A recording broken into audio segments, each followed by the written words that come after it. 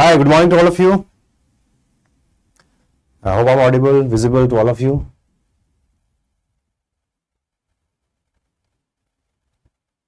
Okay, so let us start. All right.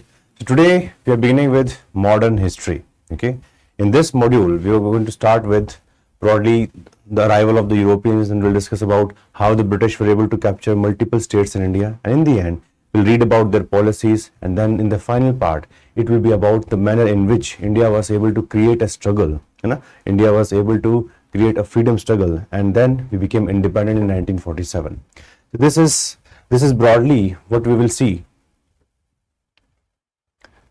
Sound clear नहीं है क्या? Okay.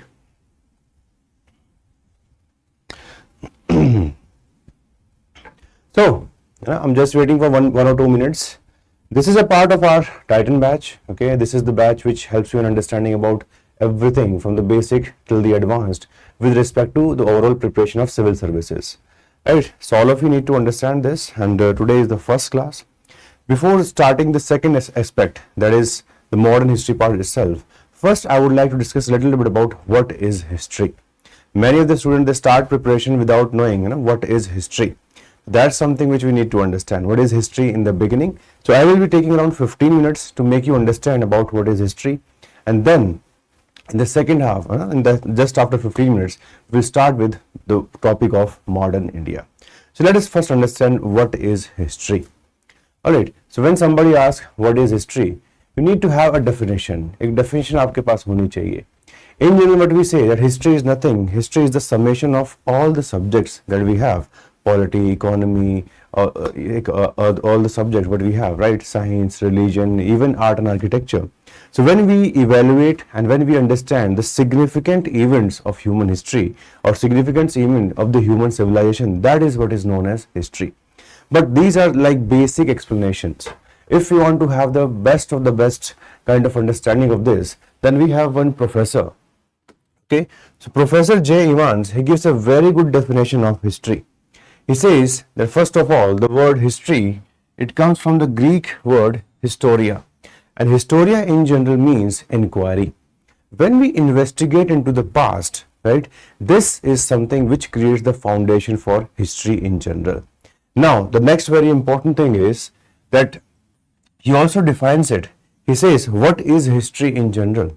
Hoti kya hai? So he says history is an academic discipline. So first of all of us need to understand what is history. It is an academic discipline where what do we do? Every academic discipline has certain principles. So if we talk about history in specific, so this is an academic discipline which uses narrative. So we often see stories. We often see n number of things talked about in history. So it uses narrative. Okay, so please try to understand the word narrative. So narrative is utilized for what? To describe events, to examine, question and analyze all the past events. So what do we see in history? What's the approach? The approach is very clear. Number one, we focus on describing the events.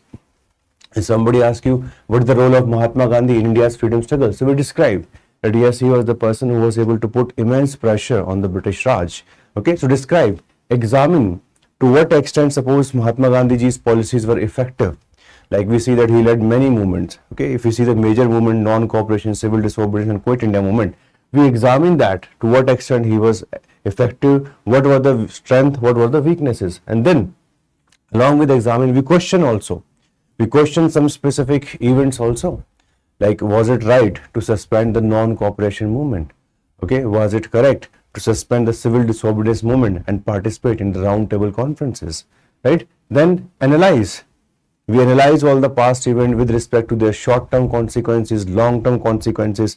All of this is what we try to do, and in the end, we identify the causes and the effect for every event. What were the causes for the rise of the British in India? What were the causes? How they were able to capture all the territories in India? What were the factors for suppose bringing in permanent settlement? What were the factors suppose for bringing in any of the systems? Right? So all these things we try to understand, and finally we also try to understand its effect also.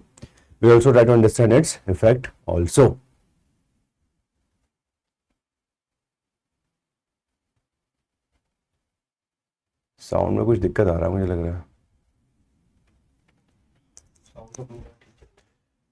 बस एक बार उनको बोलिए वो check करेंगे, voice को check करेंगे, streaming में कोई इश्यू है मुझे लग रहा है। वैसे मेरा थ्रोट इतना अच्छा नहीं है।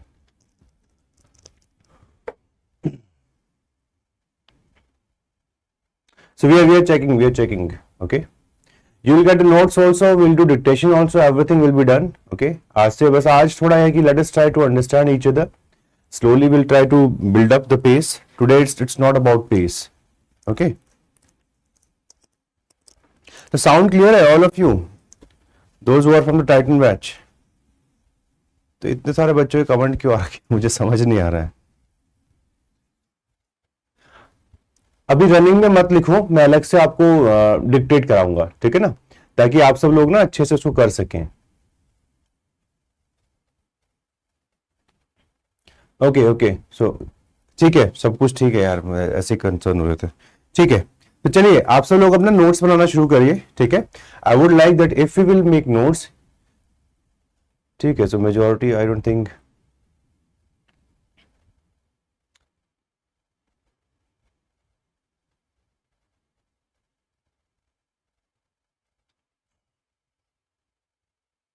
दो पार्ट में डिवाइड हो गई ऑडियंस पूरी। देखो हल्का सा तो मेरा भी गला खराब है, अगर मान लीजिए एक दो वर्ड के प्रोनाउंसमेंट में दिक्कत आए तो that could be because of that.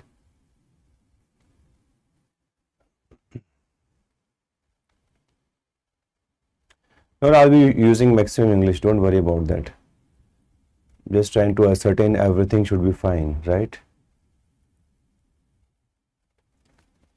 So let us start with the note making. Okay, let us start with the note making. The first part is what is history. So please write down, all of you. Okay. Yes, मुझे थोड़ा सा cold हो रखा है, बस that's it. Video is also not clear. Look, for some people it could be their streaming, because video is perfectly clear here. Actually, the class is live simultaneously on both YouTube as well as the portal. So probably that is the reason. Probably that is the reason why the video probably is getting stretched.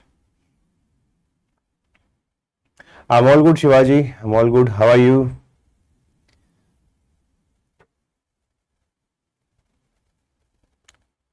Okay, so shall we make notes? Can we start with that?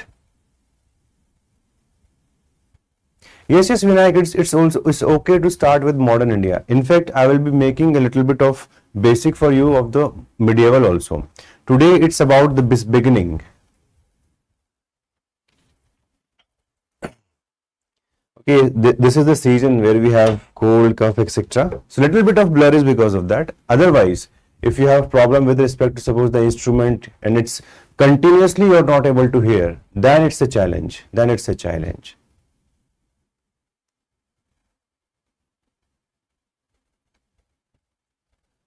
I will take that into consideration, okay? A little bit of marathon for the history option. Already we are doing it as part of Srijan program.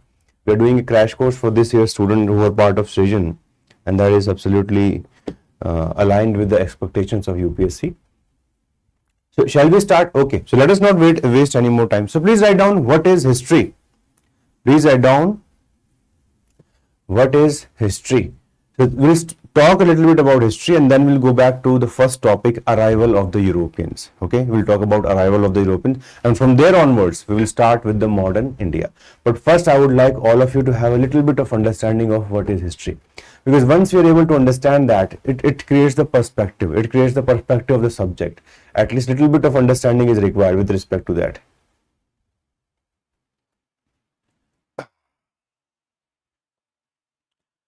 Okay, so please write down.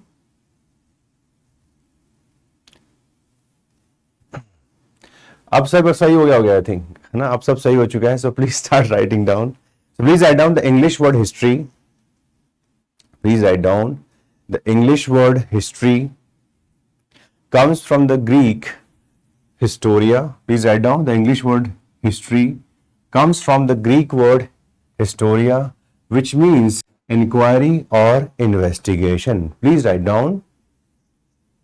The English word history comes from the Greek word historia, which means inquiry or investigation. I hope now the brightness is also clear. Sab kuch ho gaya. Let us start with the class. Okay, let us start with the class. Because class is very important for all of us. So the English word history comes from the Greek word historia, which means inquiry or investigation.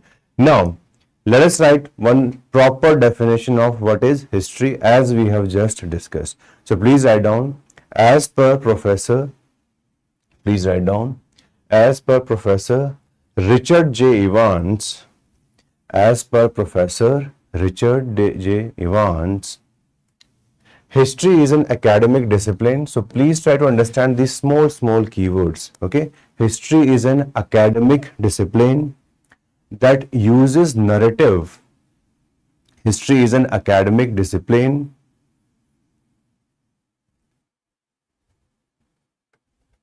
History is an academic discipline which uses narrative to describe, very important, to describe, comma, examine, comma, question, and analyze past events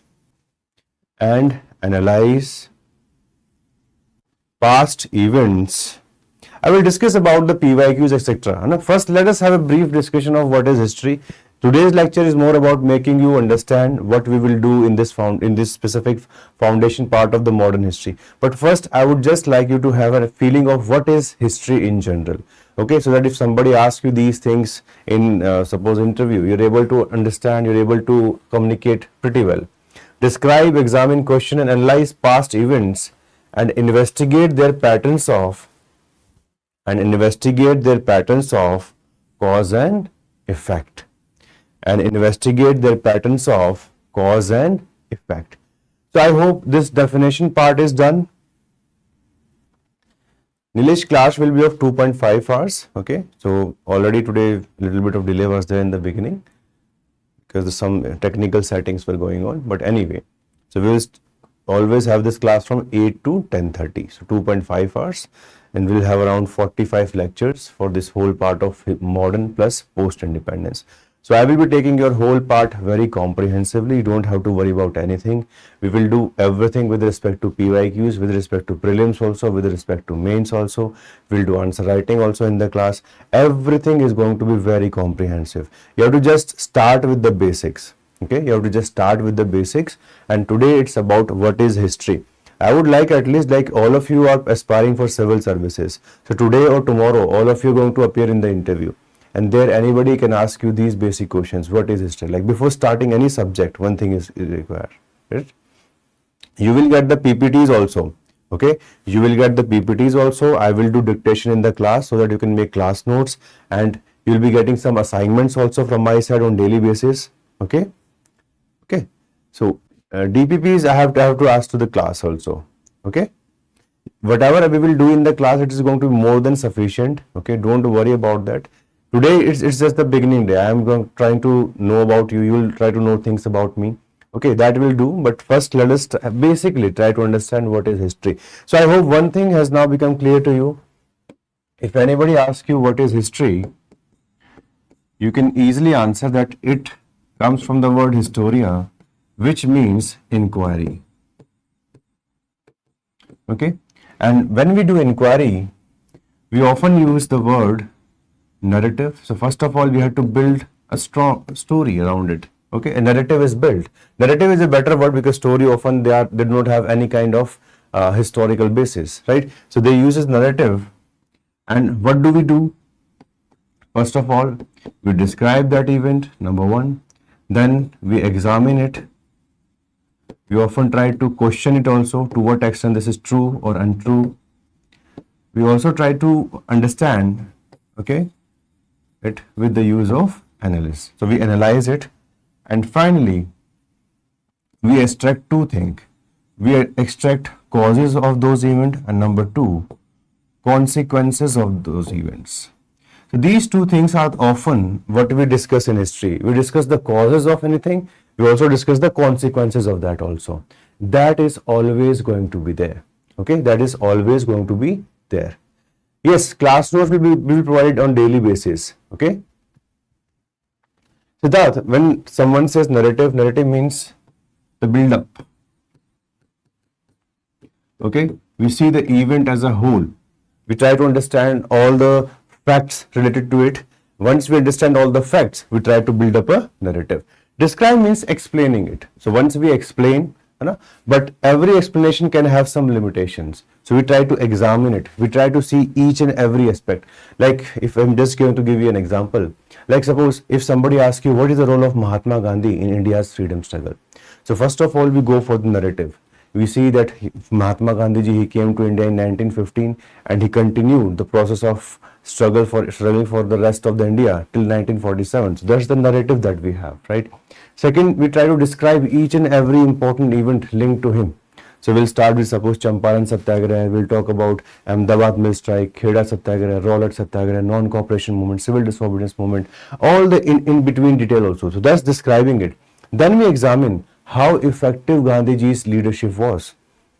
We'll see to what extent he was able to take everybody along with him. Then we'll try to question it.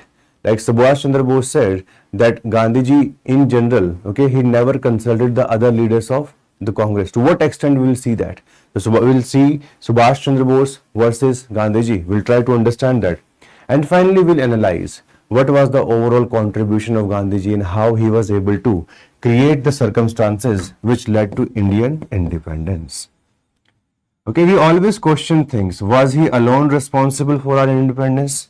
Were there other people also who participated? What was the role of other leaders? What was the role of peasant? What was the role of suppose traders? What was the role of any other specific class or even caste? Right? So all those things, right? Now, in some cases, narrative can also become biased.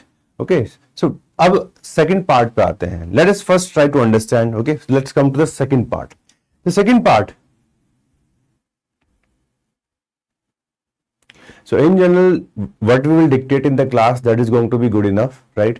Class notes are often given to you just for the sake of it. If you miss some class, so you can easily use that as a ready-made material for the sake of revision. So we will clarify everything. Don't go into the procedural aspect. Procedural aspects पे अभी मत जाइए. It's better right now that we focus on this. We will take care of the other things, what to do, what not to do towards the end of the class. First, let us focus on what is history. So we have understood now what is history to some extent. Now let me make you understand what's the process of writing history. So when we say history, history depends upon approach.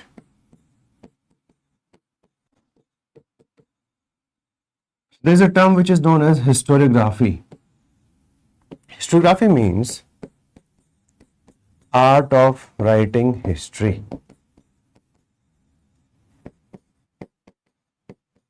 It means art of writing history. There are so many approaches to write history. There are so many approaches. I will take all of your questions, okay, towards the end of the class. First, let us have a frank discussion on what is history, what are the different schools of history in that India that we have. We'll try to understand what was the contribution of the British. So first we'll just basically understand all these small things, because many of you have not studied ancient and medieval. But since we are starting, I'm trying to give you an introduction on what is history.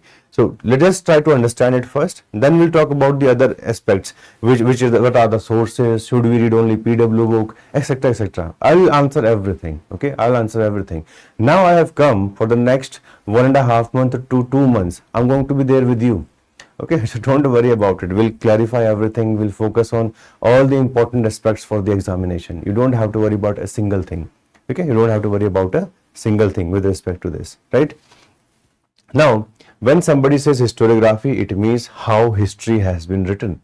Look, history can have multiple approaches. Like if we see partition of India, Pakistani historians view this partition itself as a form of independence. They feel it like they became really independent when they got partition from India. But if we see, for India, for us, it was a big setback. because Indian nationalism was built upon unity in diversity. And because of certain factors, we were not able to keep the whole Indian subcontinent under one union. So that was a setback for India. But many of the leaders like Muhammad Ali Jinnah of Pakistan, they feel that they have achieved something with partition. So when we say historiography, a same event, a single event can be interpreted in different manners. And that happens because people often come with different approaches. When people come up with different approaches, naturally it creates different schools of historiography. So today, how many schools we have broadly? We have 4 schools. The first school is known as the colonial school. We'll do the dictation first, just try to understand it. The first school is colonial school. The second school is known as nationalist school. Third school is known as Marxist school. And the fourth school is known as the subaltern school or the subaltern approach. Okay, so when somebody asks you what is historiography, you can easily answer historiography is the approach which is used for writing history. Like in India, we have seen so far how many types of schools have written about India? 4 schools are there: colonial, nationalist, Marxist, and finally is subaltern.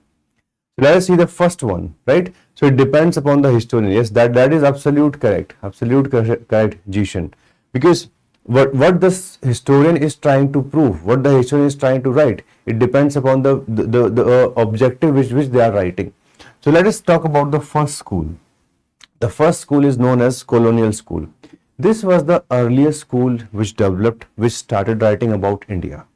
This school developed in 18th century, okay, and it continued till the 19th century, and it was relatively a very strong school in the beginning. The British started writing about India. They wrote about our ancient India. They wrote about the medieval India. Okay, so this was the school which was having 2 major objectives. The first objective was to create a history of India, but very important, they wanted to justify the British rule through this type of history. Like they said, Indians have never had a process of self-governance. Indians have never had self-governance throughout their history. That's why they should remain under the control of the British so that we can civilize them. Such kinds of narratives were built by the first school. The first school tried to break our self-confidence, and at the same time they tried to justify the colonial rule. Right? So this is what the first school was all about, colonial school. We had many people which were part of this. Okay, people like as all of you know, we have large number of personality who can be linked with the first school. Like Max Muller was one of them, right? After Max Muller also many people came. J.S. Mill, John Stuart Mill, he was also a part of this colonial school. And with the period of time, it eventually assumed multiple names. कहीं पे आपने सुना होगा Oxford School, etc., etc. So all those, they become part of the colonial school. So this colonial school was responsible for creating the first Indian history in a connected manner, but it was very, very dissatisfactory in nature. Reason being, they were trying to justify colonial rule by creating this history. So just try to understand this. They wrote about ancient India, and 1/3 of this book of history was about Alexander. Many of you would have heard about Alexander invaded India during the ancient period. So 1/3 of the book, 1/3 of the book was attributed to the exploits of Alexander. So what does that tell us? It tells us that they were having only one agenda. They were writing about India so that they can somehow justify their rule. And this is what the first school is all about, which was only believing in one thing, that we have to justify everything. Okay, we have to justify everything with respect to this. Then, to counter this first school, the second school emerged. Okay, the second school emerged, which is known as the nationalist school. The nationalist school, you don't have to read any book, okay, you don't have to read Spectrum after this, just follow the classes. These are going to be more than enough, Vijay. Okay, and as I've told you towards the end, I will give you perfect strategy. We'll discuss only 15 minutes for with respect to what to do, what not to do along with the classes. So I will deal with all those questions towards the end. Okay, I will deal with all those questions towards the end. Second school is known as the national school. Now, as all of us can understand, there were many people who were affected by the writings of the colonial school, and they wanted to showcase India in a positive light. And this school, which was now trying to identify the strength in Indian culture, they were trying to project that no, Indians were having self-governance in 6th century BC. We had republics like Vajji Confederacy, Malla Mahajanpada, all of them. So all those people now who were, yes, Kshitij, the first school was completely biased. They were only having one agenda, that we have to rule India, and to rule India, we need some information about India. So they wrote history in order to understand about us and then use that information in the administration. And they also justified that all the people who are coming from the Britain, they're just for the sake of making Indians civilized. That's why the first school was completely biased. Okay. The second school, national school, it started countering the agenda. So whatever agenda was built by them, the national school countered it. So for them, the most important thing was to again generate confidence in Indian culture.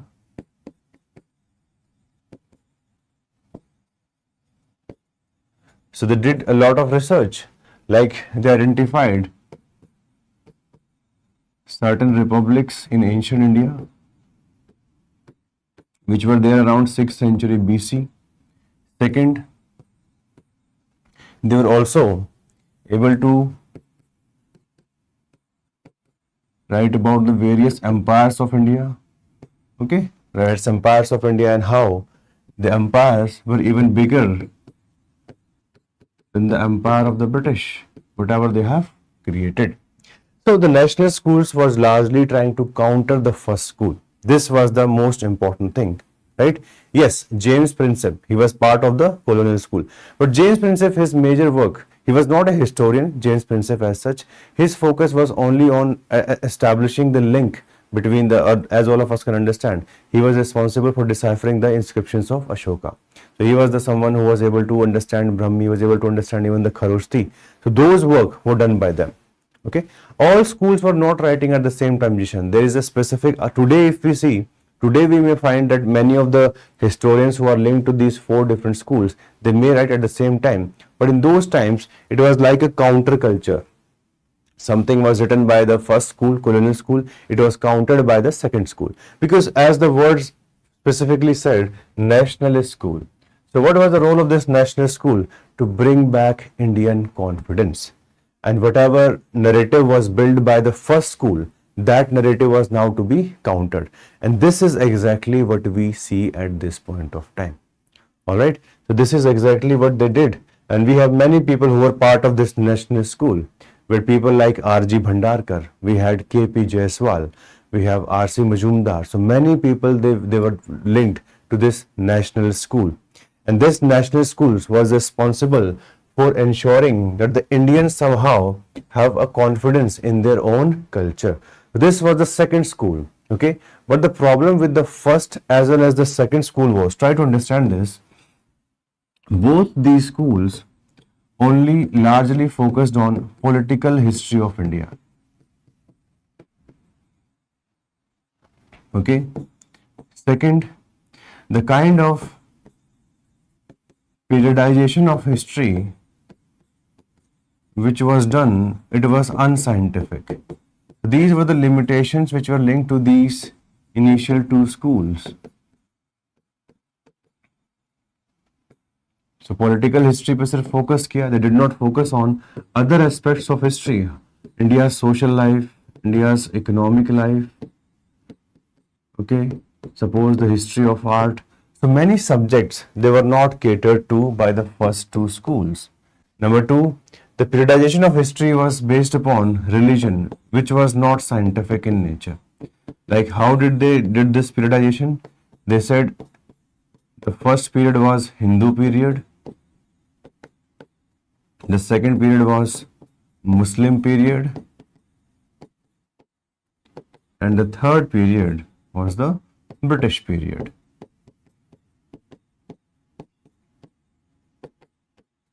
So this was a major limitation of both of them. This tradition was started by the colonial school, dividing history on the basis of religion, okay, which is not a correct parameter. In general, whenever we divide history, it should be on the basis of socio-economic changes, socio-economic parameters. It should not be based upon religion. So Hindu, Muslim, British period, this was a bit unscientific. Why?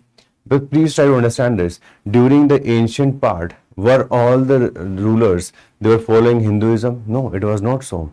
If we see Ashok, okay, he was one of the biggest patronage of Buddhism. Similarly, during the Muslim period, or during the medieval period, do we see that all the people were following the customs of the Muslims? No, it is not so. Majority of the part of the population, it remained Hindu, right? All the rulers in all parts of the India, they were not Muslim, right? And many of them, they were very tolerant in nature. So that's why using this was not the correct method. Certain limitations remained. Like number one, history writing was not comprehensive. It was limited mostly to political history. But still some positive aspects came from these first two schools. For the first time, we see translation of Indian text. All the Indian texts, they were translated. The translation, suppose, was done of Manusmriti. Translation was done of all the important texts which were linked to India. So that's the important contribution of the first two schools. Number two, they were also responsible for connecting the timeline. So timeline of Indian history was created by them. This was the initial level of approach.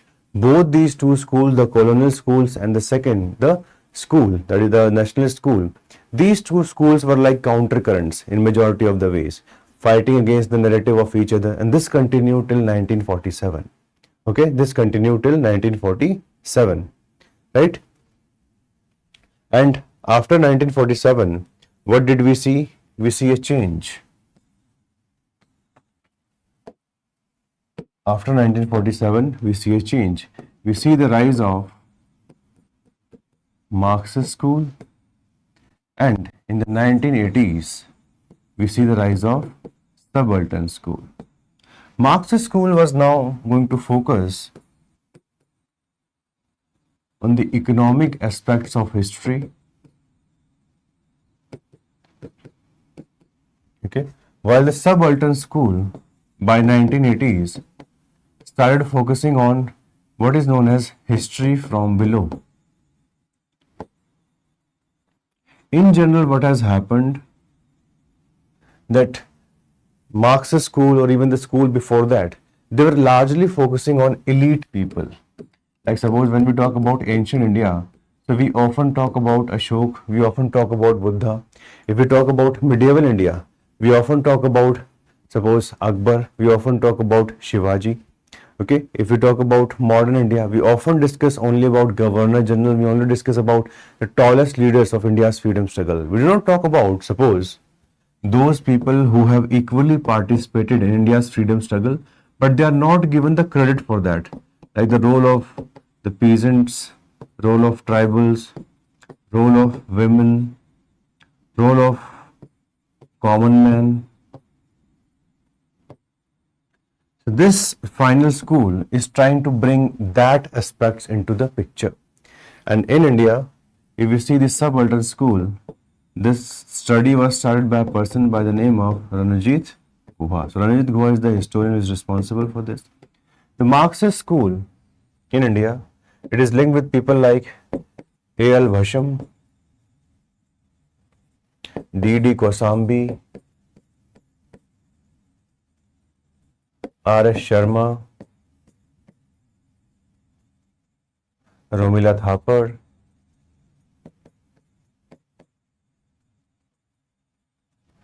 and why we call it Marxist school? Because they use the principles which were set by Karl Marx for writing history. They often use economic factors for the interpretation of the whole history. So the importance which is given to the economic factors is always on the higher side. That's why they are known as the Marxist school. That's why they are known as the Marxist school. Okay? Is that clear? You can do it afterwards. Okay? Shivani, Manusmriti, this was a Dharma Shastra. Okay?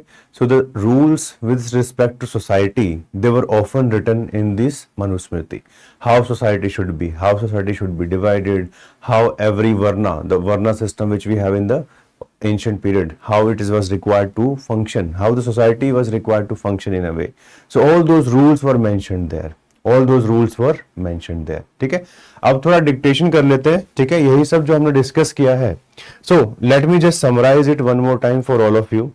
So first of all, let us try to understand that history is a narrative, right? I hope that much is clear to all of you. History is a narrative, and what do we do with this narrative? With this narrative, we try to describe, understand, analyze, and examine all the aspects, right? All the aspects. And then we had discussed that history is often dependent upon the approach, okay? And this approach of writing history is known as historiography, okay? Is known as historiography. 4 schools have developed over a period of time: colonial, nationalist, Marxist, and subaltern. And these 4 schools have been responsible for writing history of India.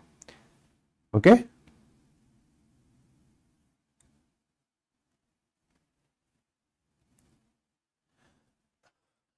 After explaining, I will always go for dictation. So we will combine both parts. Okay? So you don't have to get confused. This is the first class. Just be relaxed. Okay? Just be relaxed. Don't create any anxiety for yourself. We will slowly improve everything that you're looking for. Okay? Abhi sirf samajh lo. I'm just look, when I will say this is the dictation part, after that you will write. Till that, just try to understand. Look, these are the early days. This is the first class.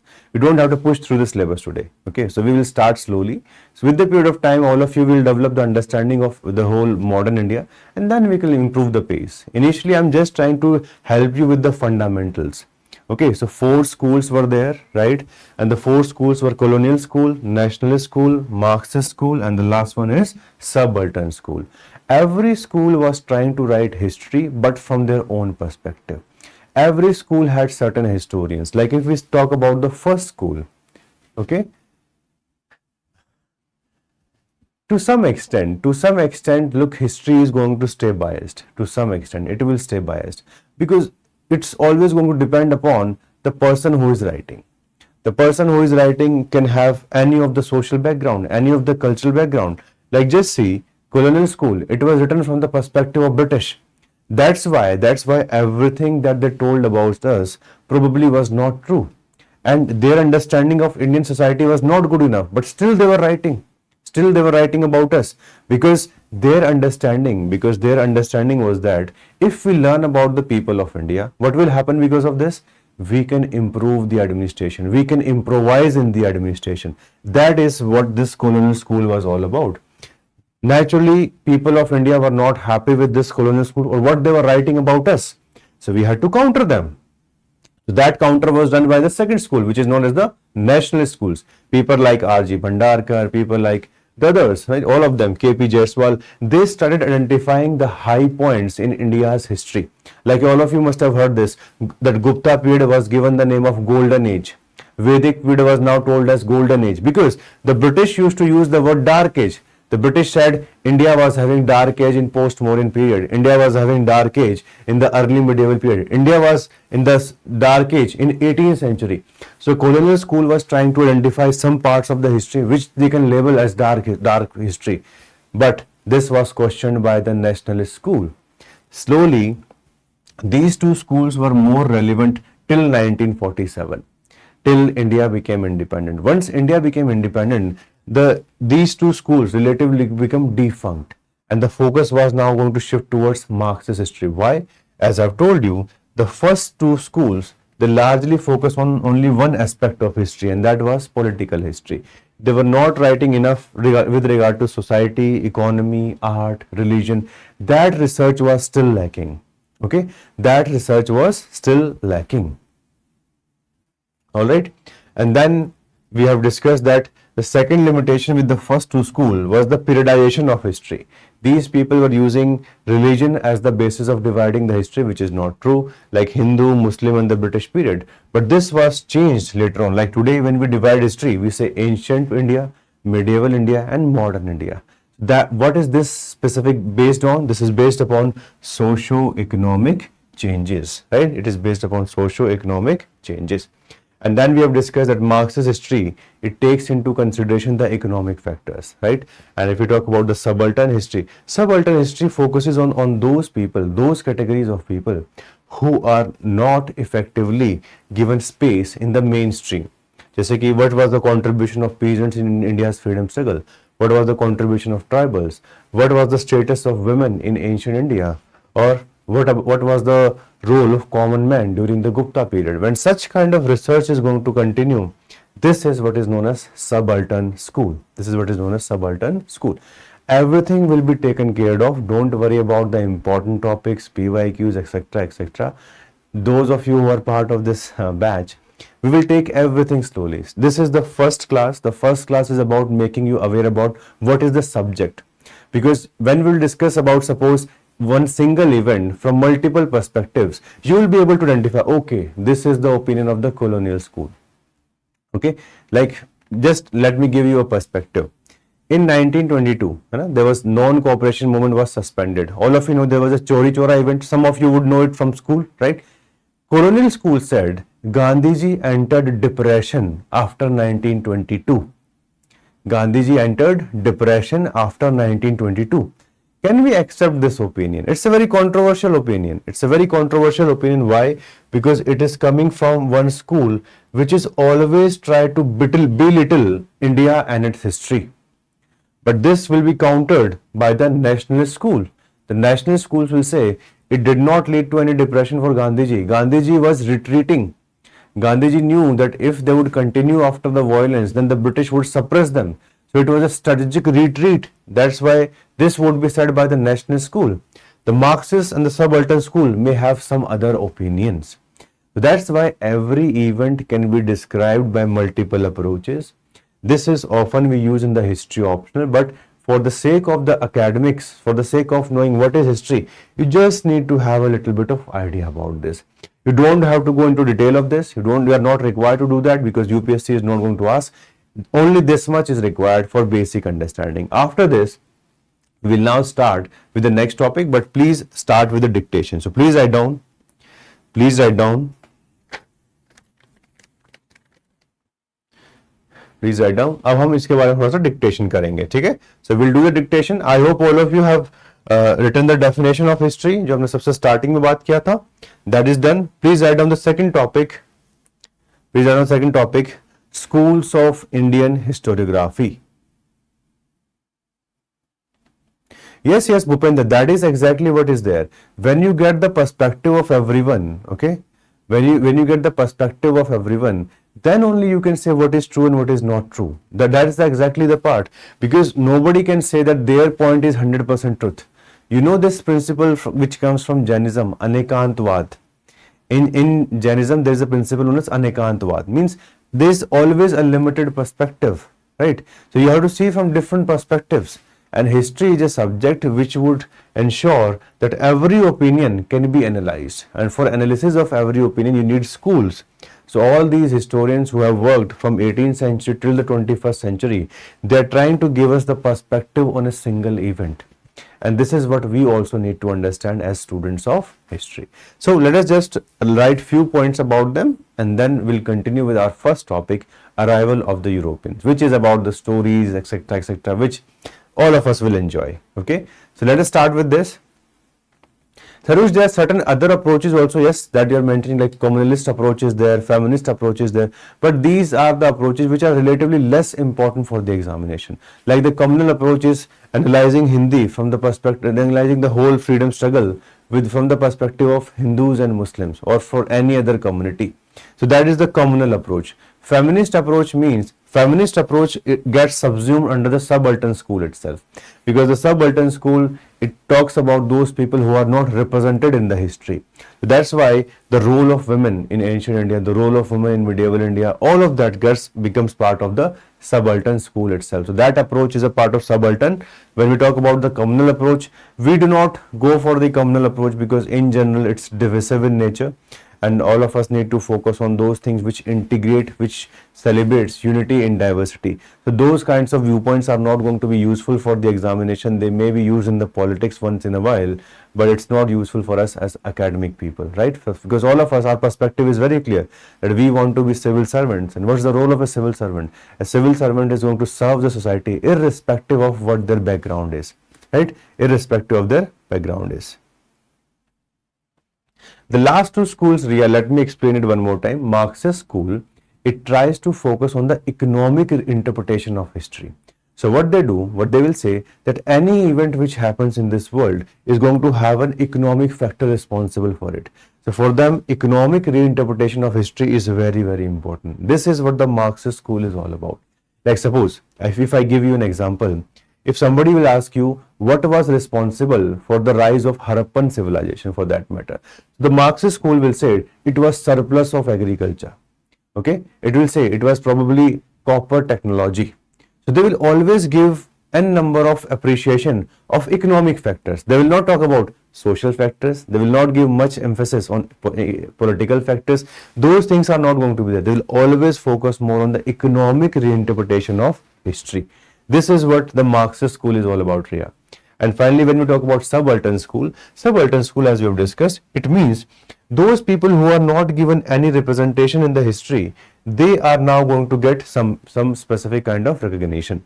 Like if we read India's freedom struggle, initially we used to only focus on British and Indian National Congress. But now if you see the syllabus of modern India, it has peasant movement, it has tribal movement, it has role of women, okay, on the role of other parties also other than Indian National Congress. So when we recognize the role of 100% people of the society, that school is subaltern. And subaltern school rejects this approach of only focusing on elite people. Because there are elite people in every society. Like in our Indian society, if anybody talks about, suppose, freedom struggle, the first person whose name comes to mind is Mahatma Gandhi. But was Mahatma Gandhi only himself responsible for India's freedom struggle? That is not true. Many leaders created the base from a very long time, right? In fact, 100 years before Gandhiji, we see large number of people contributing to India's overall struggle against the British rule. The organized struggle against the British starts from 1885. So there are people who have participated in India's freedom struggle, but they are not getting recognized much. Because initially the approach was very clear, because these initial two schools, they were only going to focus on political history. So, and here also they picked up the major actors, like Gandhiji became the favorite character, and thereafter maximum writing has been with respect to Gandhiji. Even though Gandhiji, he had fantastic principles, he was responsible for creating unity in our society to some extent, but we need to understand that every other leader has also contributed, and every section of the society has also contributed. Right? Elite means those people who are at the top of the society. अब देखिए ना, if we talk about Indian National Congress, in Indian National Congress, was only Gandhiji was there or was only Nehruji was there? There are so many leaders. There were millions of people who were part of it, right? So like Indian National Congress was established in 1885. It was continuing its struggle till 1915, right? When Gandhiji eventually became a part of it, and over the period of time, but we see Gandhiji became the leader of Indian National Congress. So many people have participated in India's freedom struggle, but in general, when we talk about the first two schools, they only talk about the elite people. Elite people means in every society, one or two people. And like suppose if somebody talks to you about the tribal movement, you will talk about Birsa Munda. Okay, so Birsa Munda becomes an elite person within the tribal society. That's what this is all about. Okay, that's what it's all about. Devansh, world history is relatively, I would say, only one or two questions going to come in the mains examination. Other than that, hardly any question is going to be there. Modern history is very, very important. You must have seen the paper of prelims. I hope many of you would have seen the paper of prelims. Okay. Yes, Ojasvi, right? we do have, like, we have large number of what I would say perspectives on every topic, but we have to always see, like, everything with a pinch of salt. That's the beauty of this. Okay, that's the beauty of this. Bhupendra, I will talk about what to do for history optional separately. Okay, that I will discuss tomorrow. I hope this much is clear, because look, my understanding is this, that if you work efficiently and if we try to clear the fundamentals, all of you can get prepared for the next level, that is preparing for civil services in a manner which will produce result. I myself prepared for this whole exam for at least 6 to 7 years. I gave 6 mains. I appeared in 4 interviews. I got 2 selections in 2016 as well as 2018. In my optional, history optional, I am still the topper since 2018. Nobody has scored marks like me, right? I scored 324 marks. And I would like all of you to be your best. And I will try my level best to give you the best of the understanding on every topic, so that after these 1.5 to 2 months interval, you will not face any problem with respect to modern history. This is what I am trying to establish from the first class. I will not rush, because this is a foundation course. In foundation course, we try our level best to ensure everybody is moving along. And I will remember your names. You'll know more about me. I'll know more about all of you slowly. So we have to give us 1 or 2 days space. That is going to be required, right? That is going to be there. And yes, we will cover till post-independence. I will cover modern India as well as post-independence. Both these parts are going to continue in tandem. And हम साथ में करेंगे, ठीक है? चलिए, so please write down. Please write down. Please write down. Today is the first class now, so it's more about also communicating with all of you. So that is also very important. But anyway, please write down. Indian history, please write down. Indian history has been analyzed by, please write down. आप heading डाल लीजिएगा, schools of Indian historiography. Schools of Indian historiography. Schools of Indian historiography. That's the heading. Now please write down. ठीक है? Now please write down. All right. So please write down. Indian history has been analyzed by. Indian history has been analyzed by. Yes, Tushar, we do get that kind of marks in history. Okay, I will make you aware about this optional later on. ठीक है ना?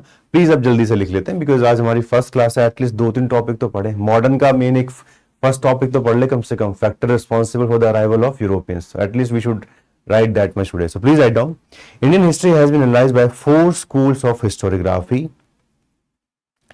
By 4 schools of Indian historiography, which includes, write down, number 1, colonial school, which includes, number 1, Indian historiography or Indian history has been analyzed by 4 schools, which includes, number 1, colonial school, number 2, nationalist school, number 3, Marxist school, and number 4, subaltern school. Okay, and number 4,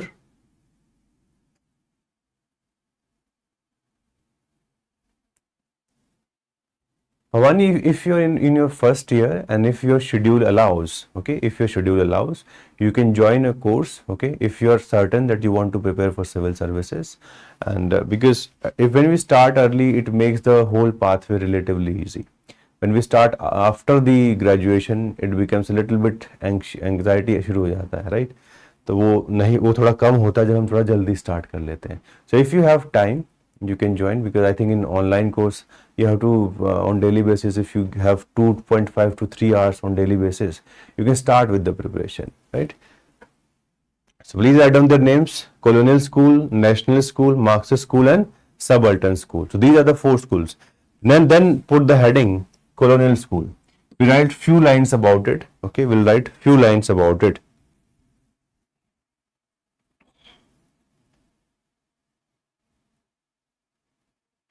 So please write down first heading colonial school. So now please write about it. Colonial school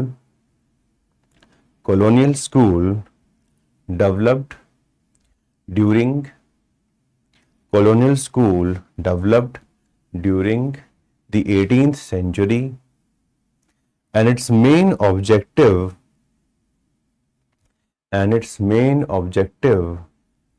was to learn about Indian culture. Colonial school developed during 18th century, and its main objective was to learn about Indian culture so that this information can be utilized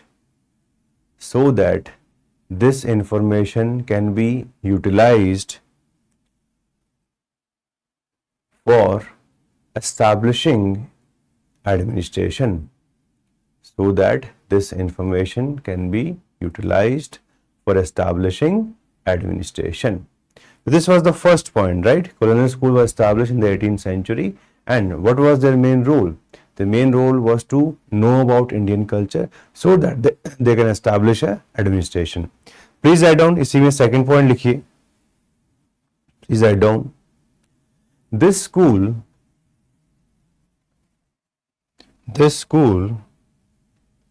tried to justify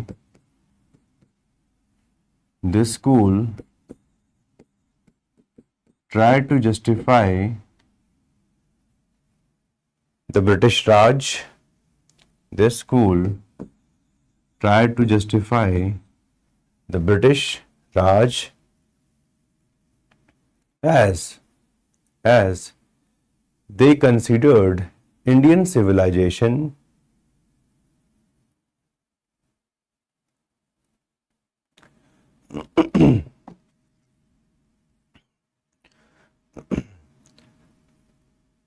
My dear friend, I'm not having a very good throat today. Okay.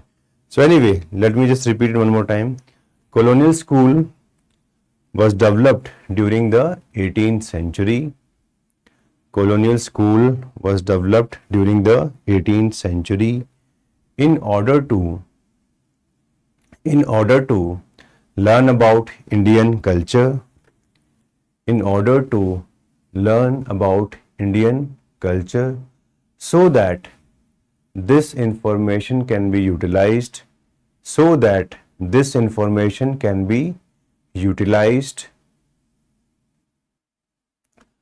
running Indian administration.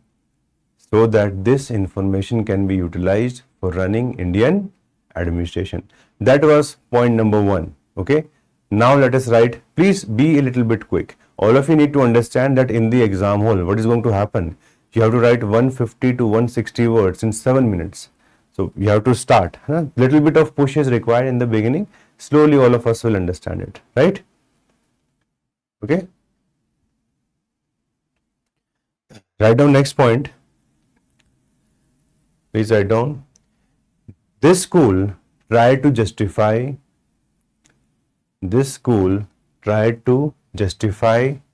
the establishment of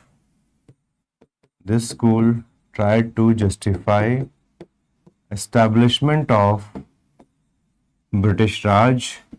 This school tried to justify establishment of British Raj as they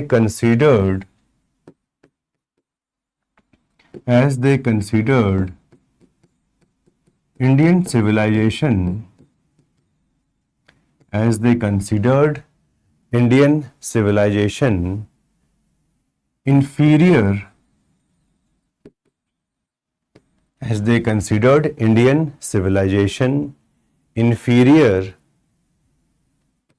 to Europeans. As they considered Indian civilization inferior to Europeans.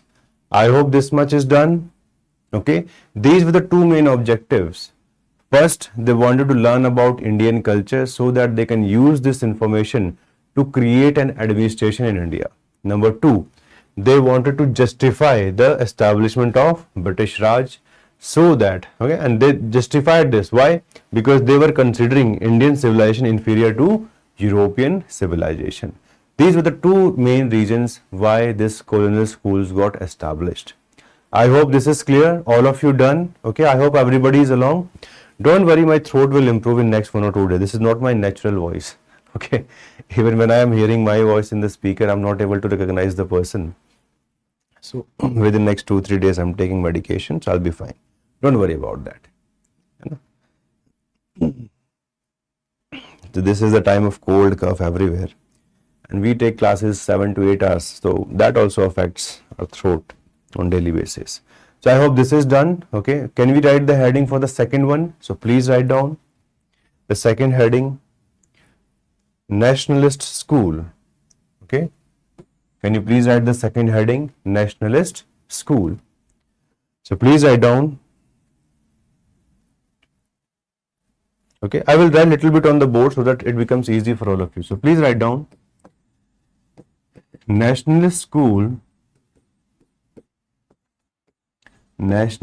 school developed in early 19th century. Nationalist school developed in early 19th century to counter the narrative of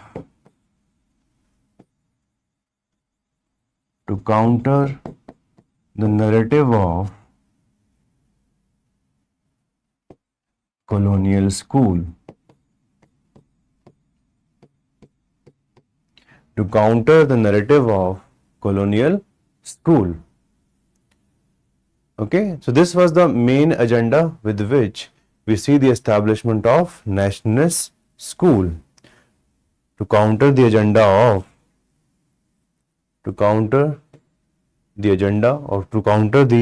of the colonial school. So this is the first point. Write down next. This school, please write down. This school did research in the field of polity. This school did research in the field of polity or in the field of political science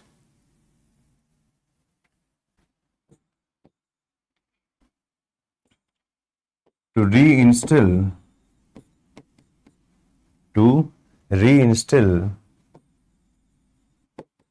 faith in Indian culture. So look, the biggest task in front of this school was to ensure Indians believe in themselves. If we as a society would have submitted to the British, then it would have been very difficult to fight with them. So it was very important.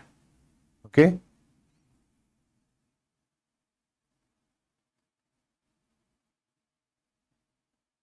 Sonali, they considered Indian civilization inferior to European by showing us that we never had, suppose, any kind of self-governance. We have always been ruled by despotic rulers. We have never had any kind of political unity. So those kinds of things, they said that Indian society was static in nature. So those kinds of perspectives were given by these British historians.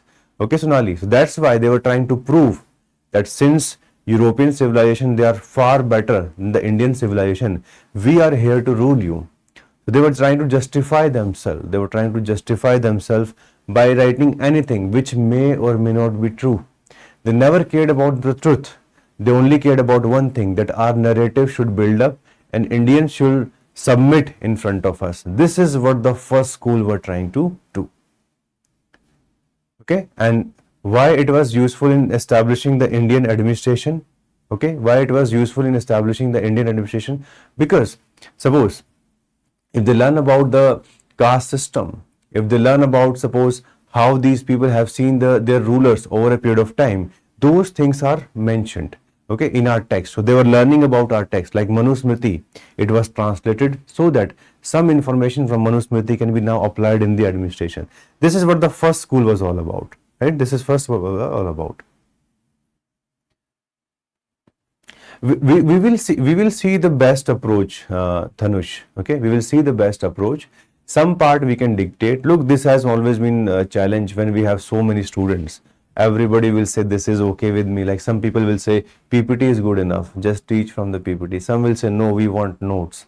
Some will say give us class notes. So what we do at PW, we give you three, all three. We'll give you PPT, we'll give you class notes also, and we will give you the dictation part also. So look, we have to cater to everyone. For everyone, it's like different, right? So I hope this statement is written by all of you. The national school, right, did research in the field of political science or in the field of polity to reinstill faith in Indian culture. To reinstill faith in Indian culture. This is what they're trying to do, right? यहाँ पे हमें ज़्यादा depth में नहीं जाना है. We don't have to go into too much of depth, because look, those of you who are not going to take history as your optional, this information is just for the namesake. This is just for the sake of, if anybody asks you, at least you should be aware. At least you should be aware. But once you will think about, suppose, taking history as an optional, then you have to go into the further depth.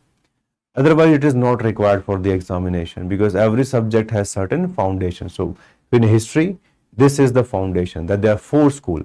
And it's not just for the sake of modern history. These four schools have interpreted India's ancient past, India's medieval past, as well as India's modern past, right? So all these three specific units that we discuss about, they are taken down by them, right? Yes, the Manusmriti है ना, मनुस्मृति को उन्होंने translate किया था. मैं आपको नाम भी बता देता हूं. The code of Gentoo laws. This was the name which was given to the translation of Manusmriti. Okay, the code of Gentoo laws. Okay, so they translated many, not just Manusmriti, many of our Indian texts, like Bhagavad Gita was translated by them. Okay, many of such were doing.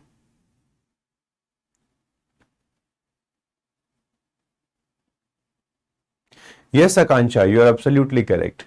Like when first school was trying to build up this narratives that Indians are inferior, okay, we had to create, we have to come up, and that is what was done by the national school. So it was, that's why their one objective was to reinstill faith in Indian culture. People can take pride. A culture which do not take pride in their own values, in their own customs, it cannot survive. वो बिखर जाएगा. It will eventually vanish. That's why it was very important for these historians to do such kind of research. We can bring India back to the overall positivity. Like they came out with the concept of golden age. This was applied to Vedic period. This was also applied to the Gupta period, right? So many of such people were there. We will see the facts later on, है ना. हम बाद में उनके बारे में बात करेंगे. बहुत सारे लोग, बहुत सारी translations हुई है, हम बाद में उनके बारे में बात करेंगे. And often in ancient India, you'll discuss about all this.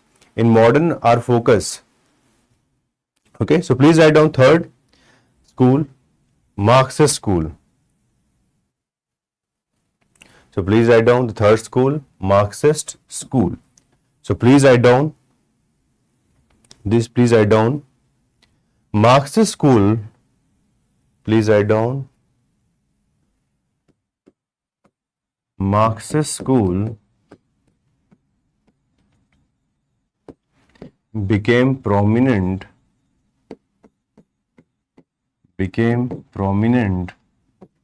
after independence.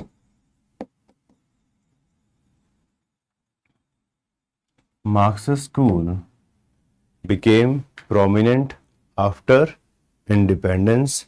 Please write down. It focused on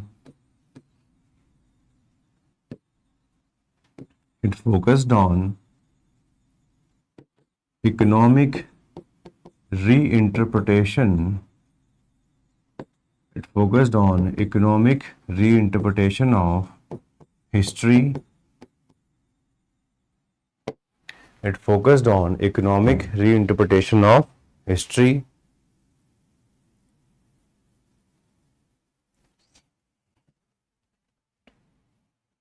Write down last line. Western concepts such as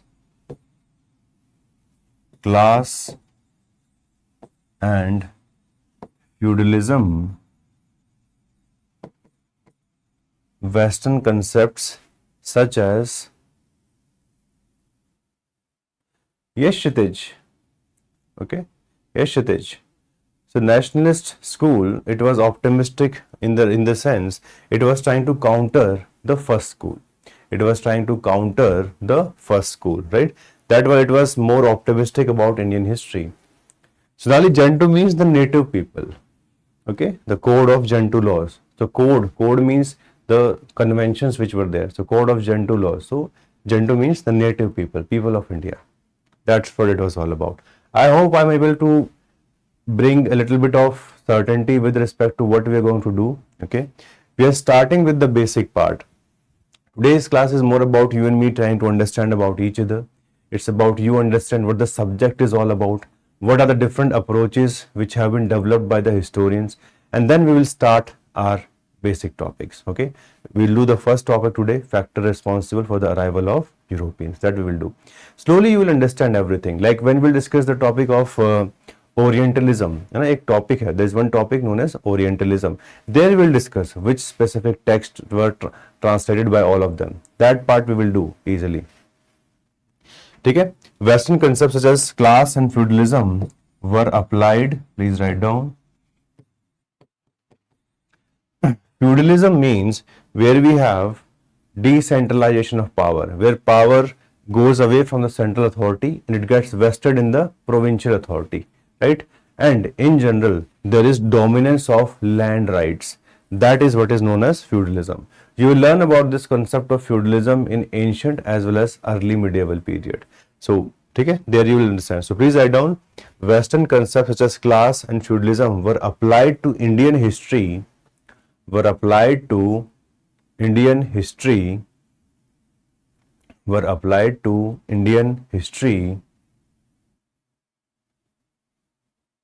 No, just I'll make you understand that. Were applied to Indian history by this school. Were applied to Indian history by this school. Now let me explain briefly what is the meaning of the term class and feudalism. Okay. Okay. So dictation part is done. Anybody, anything left? Now I'm writing on the board itself. I think that would not be a problem, right? That will make it easy for everyone till I improve my throat. So we can write it on the board also. That will make the dictation part easy for all of us. Okay, that will make it easy for all of us. Now let me explain these two concepts. Okay, so let us start with class. So when somebody says, suppose the upper class, middle class, and lower class. So all these concepts, this is division of society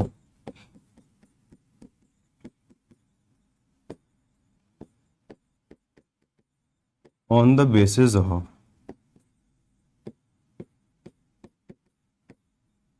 economic resources, and it is a Western concept, right? In general, in the West, we see the division of society along the economics. It used to be a very important parameter. In case of India, we had the caste system, which itself was a modification of the Varna system. So I'll discuss about feudalism after this, my friends. Don't worry about it. So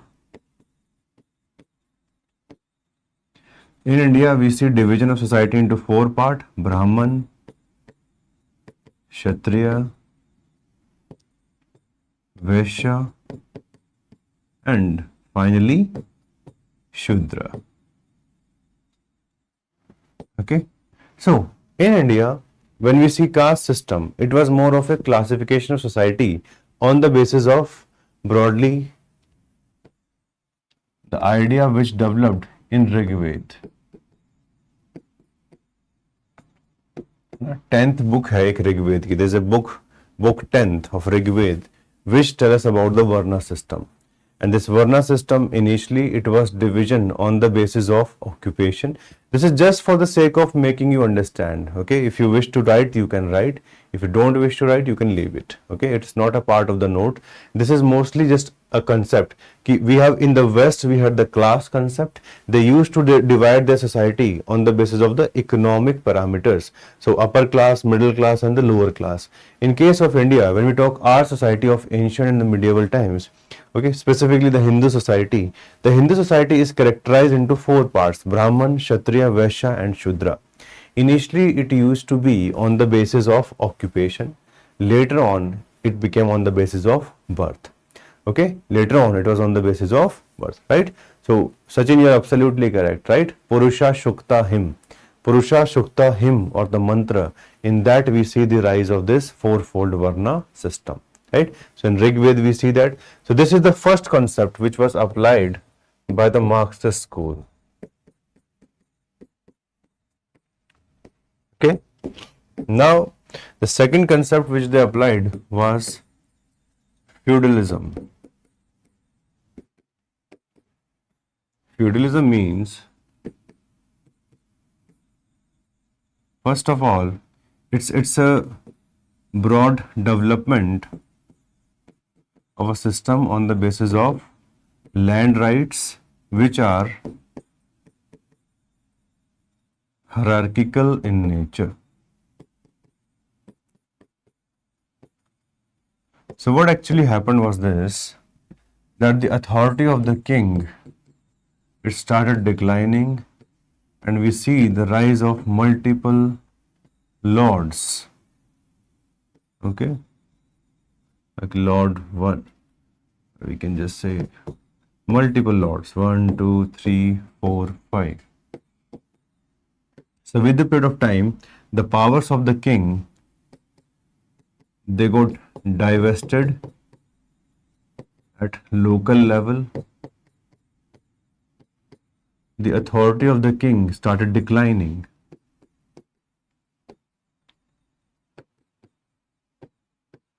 And why did it happen?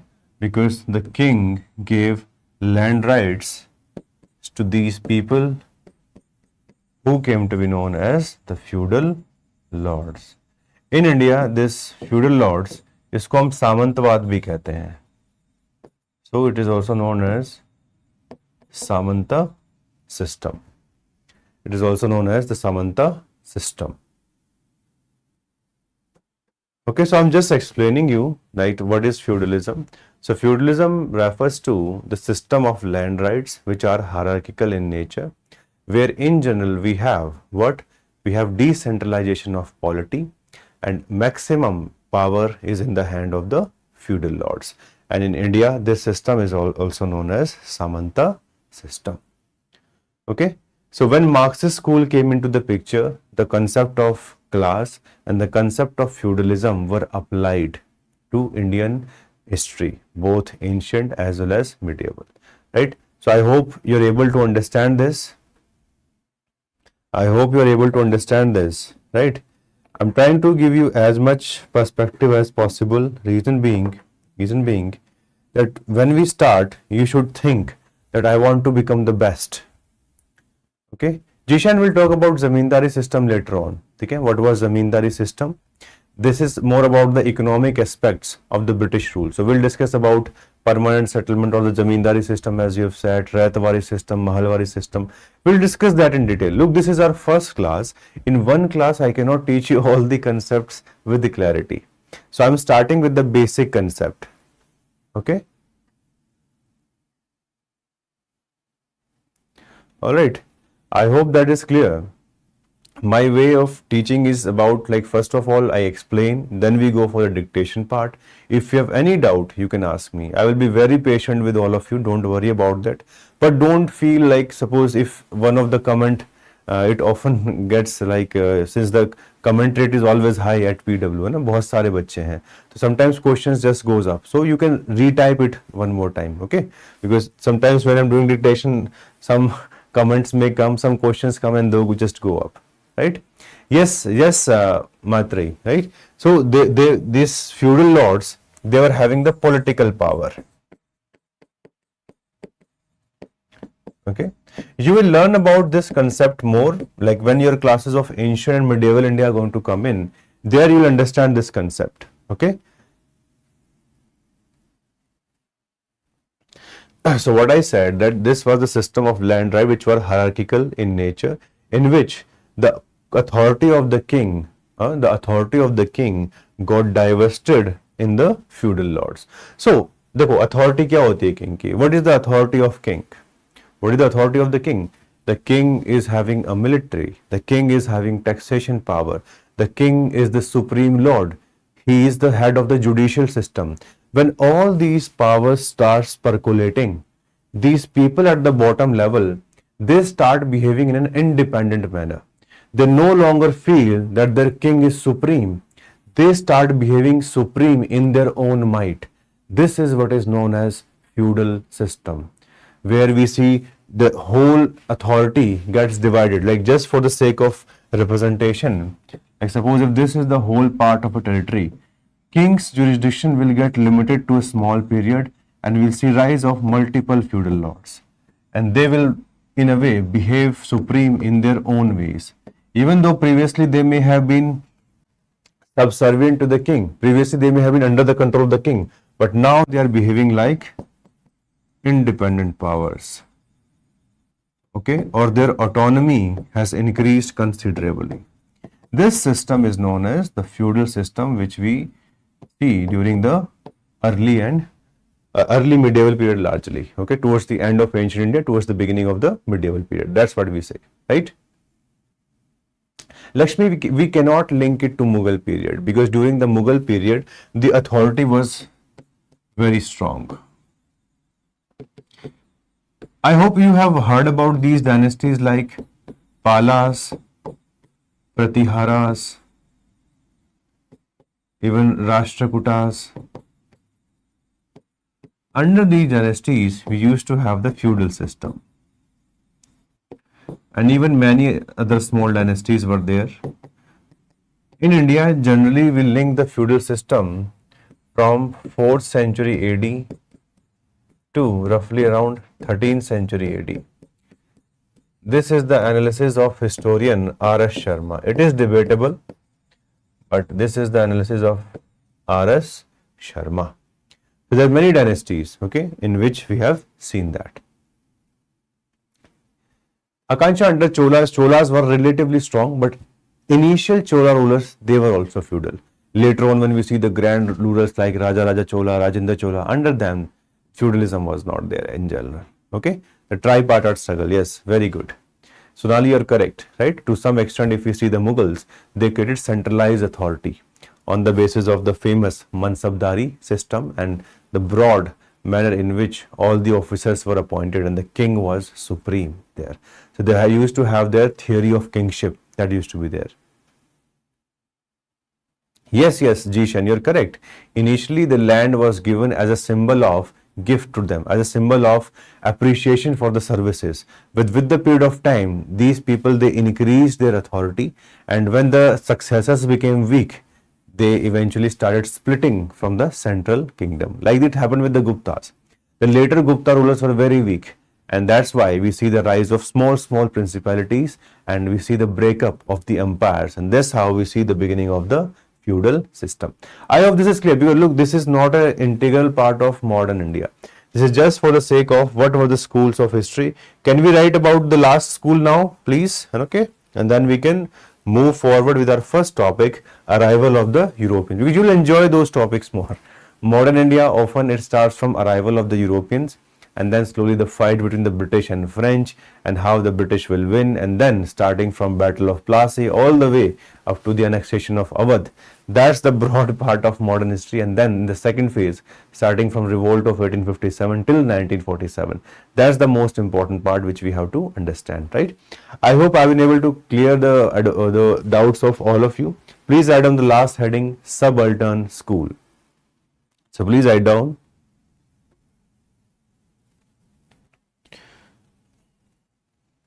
Subaltern school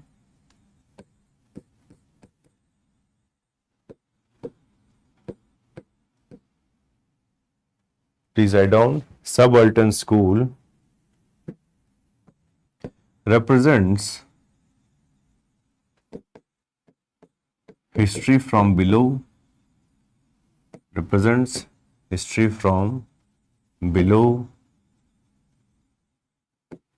as it shifts spotlight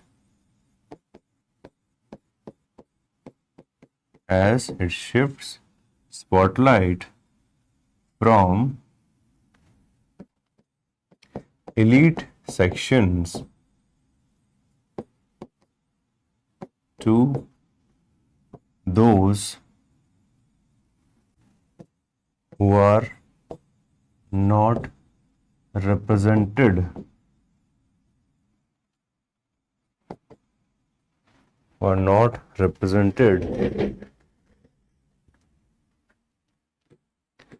by the other schools. It focuses on the contribution of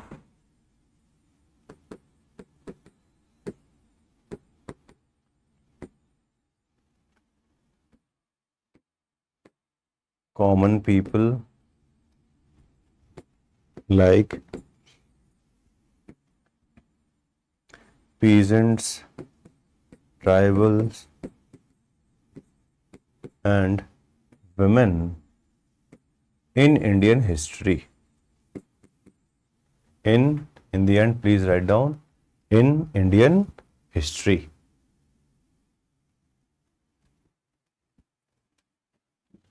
Yes, Purnima, that can also be a reason, right?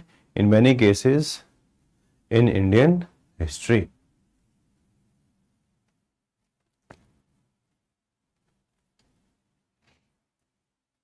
Is it clear? So I hope by now all of you understand one functional definition of what is history, how many schools are there, what is the meaning of historiography, and what is the approach of these four schools. This is what we have discussed so far, and this is exactly what is required for whenever you start your subject of history. What is history? What are the schools of historiography in India, and what is their approach, right? After that, we can start with our first topic, that arrival of Europeans to India.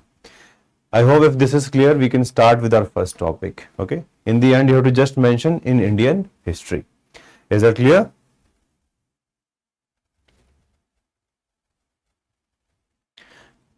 Okay, is that clear?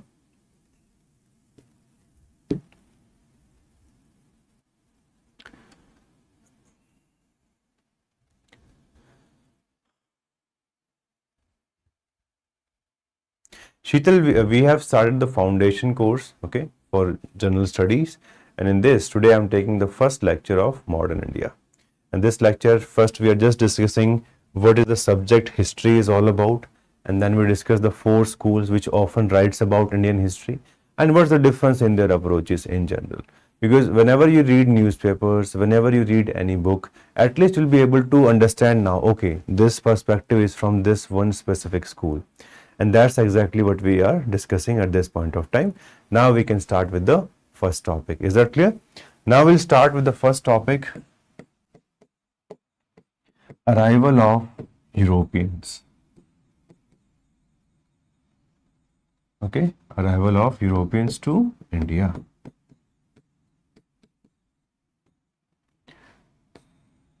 So why did these Europeans came to India? Why they came to India? What are the factors which became responsible for that?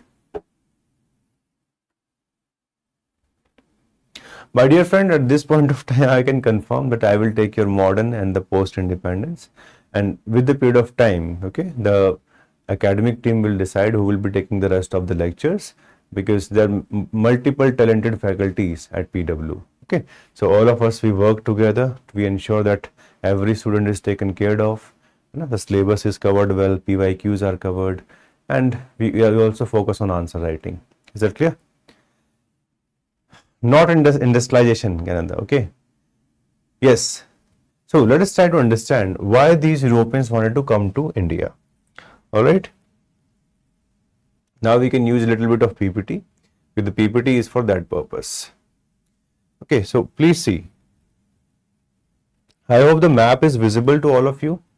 It's a little blur, but at least the continents are visible. Okay, at least the continents are visible. There is one more map which is a little more better. Yes, this map. I hope this one is a little bit clear.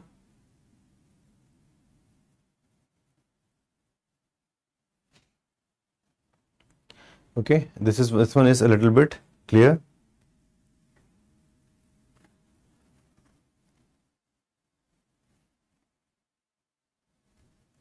Akash, in general, the easiest section for the new students is modern history. That's why we always start with modern history and then we'll start off the rest of the part, because once you become aware about this, it becomes easy. Okay, ancient में क्या होता है, कई बार start करते हैं बच्चों को बहुत टाइम लगता है पिकअप करने में, and many of you are just starting your batch, so it's always better to start with the topics which are relatively little bit more interesting, which are more important for the exam also. That's the way it's about it. Okay, so can we please start now? Can we start? I hope it is clear. Okay, so let us see. When we talk about arrival of the Europeans, we were having trade with the Europeans since ancient times. Okay, this was the broad route, okay, which was often known as the Silk Route. And please remember this place. The name of the place is Constantinople. Constantinople is today's Istanbul. Okay, Constantinople is today's Istanbul. So please see, Constantinople, okay, this was one of the place which was captured by the Ottoman Empire. So there was one empire which was rising in the 15th century and very strongly, and this was the Ottoman Empire. This Ottoman Empire captured the veins which were carrying the trade from Asia towards Europe. So it became very problematic for the Europeans to carry on trade through this path, because this empire, which is known as the Ottoman Empire, were charging high level of duties. So this whole process of trading was becoming unprofitable for the Europeans, right? I hope that is clear. Yes, yes, absolutely, right? So this word all of you need to remember, Constantinople, and this was specifically captured by this Ottoman Empire in 1453. Once this was captured, this created a big anxiety among the Europeans, and now they had to find a direct route to India or direct route to any part of the world directly. They cannot depend upon the land route now. Now they have to focus on that, right? So that's why one of the person who became responsible for this, and can you please see these two countries? If we talk about the Europe, है ना, इन दोनों को हम साथ में बोलते हैं Iberian Peninsula. Iberian Peninsula includes Portugal, which is towards the west, and towards the east we have Spain. So these two dynasties, one of Portugal, the second of Spain, they were very active with respect to exploration. Since they were very active with respect to exploration, they took multiple steps to send large number of people in different directions. All of you know that there was one person by the name of Columbus. Columbus wanted to come to India, but Columbus eventually went towards the Americas, right? So rather than discovering India, Columbus became responsible for the discovery of America. Exactly that happened around 1492, which all of you know. Similarly, many Portugal people, they also tried to come towards India. One of them who tried to come towards India in 1480s was Bartholomew Diaz. So उनका नाम था Bartholomew Diaz, जैसे यहाँ पे एक छोटा सा नाम लिखा हुआ है ना, Diaz. But Diaz यहाँ से आए, ठीक है? He came. All of you know there's a place in South Africa, Cape Town. Yes, yeah, है ना? Do you know about the place known as Cape Town? So Bartholomew Diaz came from here. He had to always go from here through encircling Africa, and then they can come towards India. So Bartholomew Diaz came to this place. Okay, he came to this place, which is known as the Cape Town today. It used to be known as the Cape of Good Hope at that point of time. But Bartholomew Diaz, he was not successful, and he went back. Finally, one person became successful in finding this route, and that was Vasco de Gama. Okay, that person was Vasco de Gama. So Vasco de Gama became successful. He came to Calicut in 1498. He came in the month of May. So Vasco de Gama became successful and he was able to come towards India. This is the story of how the Europeans would identify a direct trade route with India. India was very, very important for these people. Reason being, try to understand, India was known for the production of spices. Europe needed spices very importantly. Why? Number one, spices are very important for your digestion, which all of you know. And in such regions, which are very cold regions, the consumption of meat is high. Okay, since the consumption of meat is high, we need more spices. So these people, yes, they required these spices for better digestion. Second, spices are also very good preservatives. So if suppose they had to preserve, okay, if they had to preserve, for that also they need spices. So because of these integral factors, they wanted to come to India, because this Silk Route or this pathway, which was now blocked by the Ottoman Empire, was not going to be very profitable for them. And plus, this venture was very, very successful. Vasco da Gama, when he came to India, when he went back eventually, the whole journey, he made 60 times profit. Okay, Vasco da Gama made 60 times profit, and that was something fantabulous. Because 60 guna, 60 times profit is like, you can do anything after that. So that's why once Vasco da Gama's trip became successful, it became a kind of the next thing to do in the whole of Europe, go to India. Like today all of us, we say go to Europe. Movies like Zindagi Na Milegi Dobara, which are promoting Europe, right? In the 15th century, they were promoting go to India. So it's just like in 5-6 century, things have changed drastically. And these Europeans will be responsible for that. They will loot and plunder us. Once upon a time, we used to be the golden sparrow, and they left us with a begging ball. That will see the story of colonization later on. But let us try to understand, this was the time, 15th century, was India was the place to go. India was having fertile plains. India was having lots of resources and very dedicated people to different kinds of craft.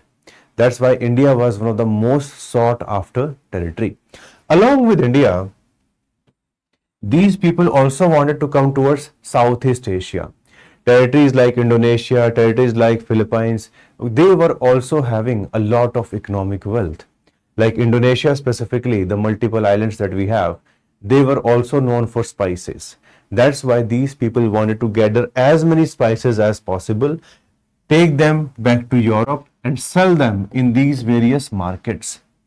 That's why the market was ready. They only needed the product, and the product was there towards India as well as here. Now, let me tell you one more important perspective. Why the Portuguese came towards us. Why the Portuguese came towards us, not the Spanish people. Because Spanish people, they went towards the west. Okay, and why did this happen? We'll discuss about that, Jadip. Okay, we'll discuss about the internal factors of Europe also. Right now, we're just trying to understand the events. Once we are done with the events, then we'll go for the explanation of the factors. Okay, that we'll understand. Now, please try to understand. There was an understanding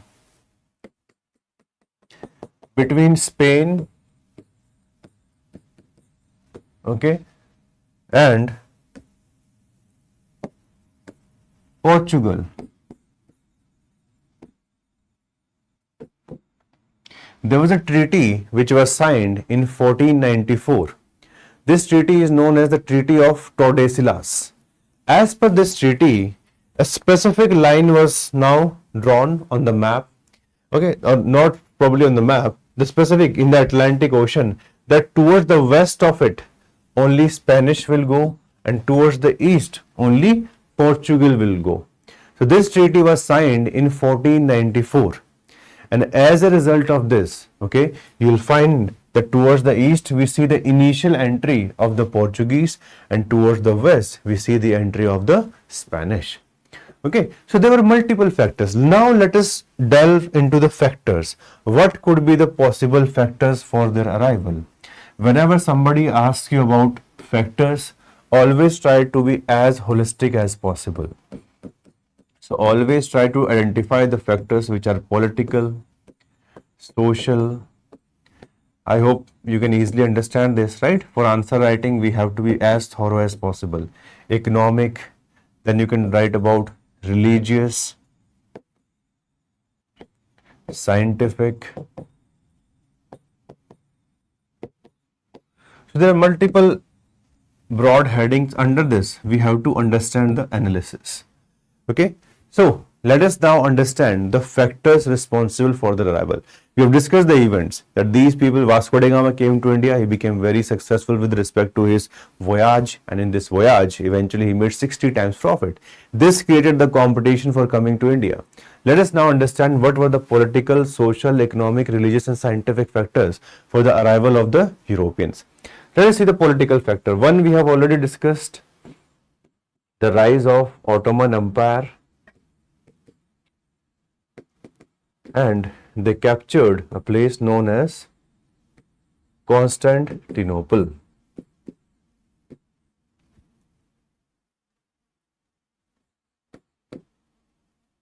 Constantinople was captured. Number two, when you talk about the political factor, there was one more factor. There were certain monarchies of Europe, like there was a person, okay, Henry from Portugal. He was having this title known as Henry the Navigator. He wanted to go to the different places of the world. From where did this spirit came to go to different parts of the world? This is because of one specific event which is known as Renaissance. The concept of Renaissance became very strong in the whole of Europe in 14th and 15th century. Renaissance literally means rebirth. Okay, so they were trying to revive the culture of ancient Greece as well as Romans, and because of this we see updation of knowledge. Okay, political science, history, geography, economy, science, architecture, all that knowledge was now getting celebrated, and this became the spirit of Renaissance.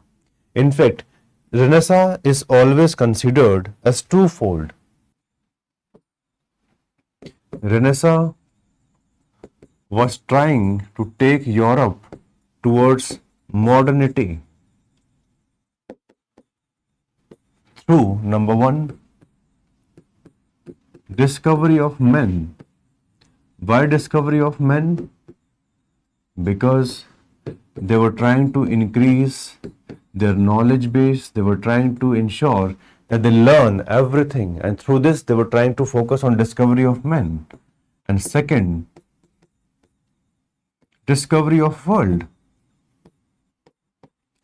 Like we have seen, they wanted to explore different cultures, and as a result of this we see a broad rise of the consciousness of these European people.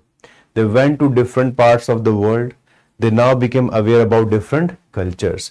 So that's why Renaissance promoted modernity in Europe, and two major parts of this, okay, two major parts to this, right, where we see discovery of men and discovery of world.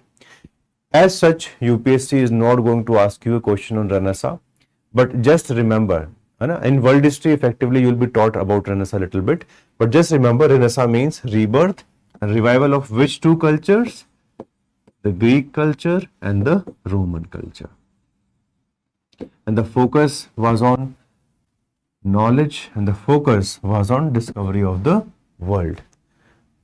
So this was the second factor, the social factor which we have discussed.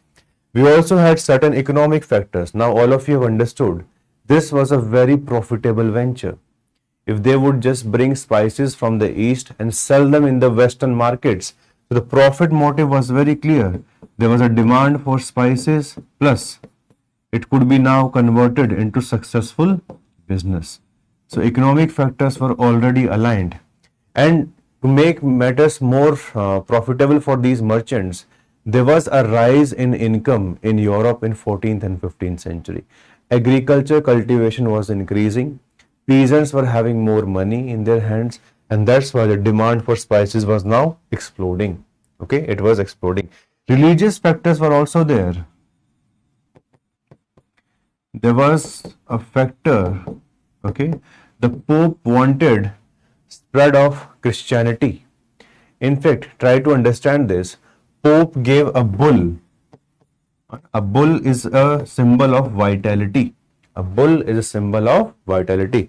Pope gifted bull to Prince Henry of Portugal so that Prince Henry can help in spreading the message of the Christ. So they wanted to now propagate the message of Christ in different parts of the world. And finally, scientific also. Look, to come to India, they needed certain scientific interventions, without which it would have been very difficult to come to India. To come to India directly from Europe, you need good quality boots, you need maps, and more importantly, you need a compass. And today our lives are so much eased by the Google map. है ना, हम घर से बाहर निकलते ही नहीं है जब तक मैप पे सर्च नहीं कर लेते. So in those times there were no Google Maps. In those times these people had to do everything on their own. So some scientific progress was now starting in Europe, which led to better quality ships, which can help in going from one ocean to the another, because they had to go from the Atlantic to the Indian Ocean. Number 2, the science of cartography. Cartography means map making was now becoming popular. So they were able to make maps to a certain level. And more importantly, after cartography, we also see the rise of the very essential tools like compass. I hope all of you know about compass. A compass is always going to help you in the direction which you're heading. You're heading towards the west, east, north, or south. So all these scientific interventions also happened in Europe. And when we combine all of this, this was responsible for the coming of Vasco da Gama to India. So there were multiple factors which were responsible for the arrival of Europeans, and these were the all factors which were this, right? Kunal, when we say gifted bull, it was just a symbolic. Bull is something which is vital. So he wanted that he can take the message of Christ to all the civilizations of the world. Just like a bull is powerful, right? It sustains for a very long time. So he wanted that the message of the Christ, it should go to different civilizations. So it's a part of the cultural tradition within the Christianity that when they want it spread, like there should be more convergence. So bull was the symbol of that. Bull was the symbol of that. I hope all of you can understand these basic things. Any doubt anywhere, please ask. So there were multiple political, social, economic, religious and scientific factors which were responsible for the arrival of Europeans to India. They were responsible for the arrival of Europeans to India, and this is exactly what we need to understand. All right, is that clear? If you are clear, then we can start with the dictation part, because this is an important topic, the arrival of Europeans.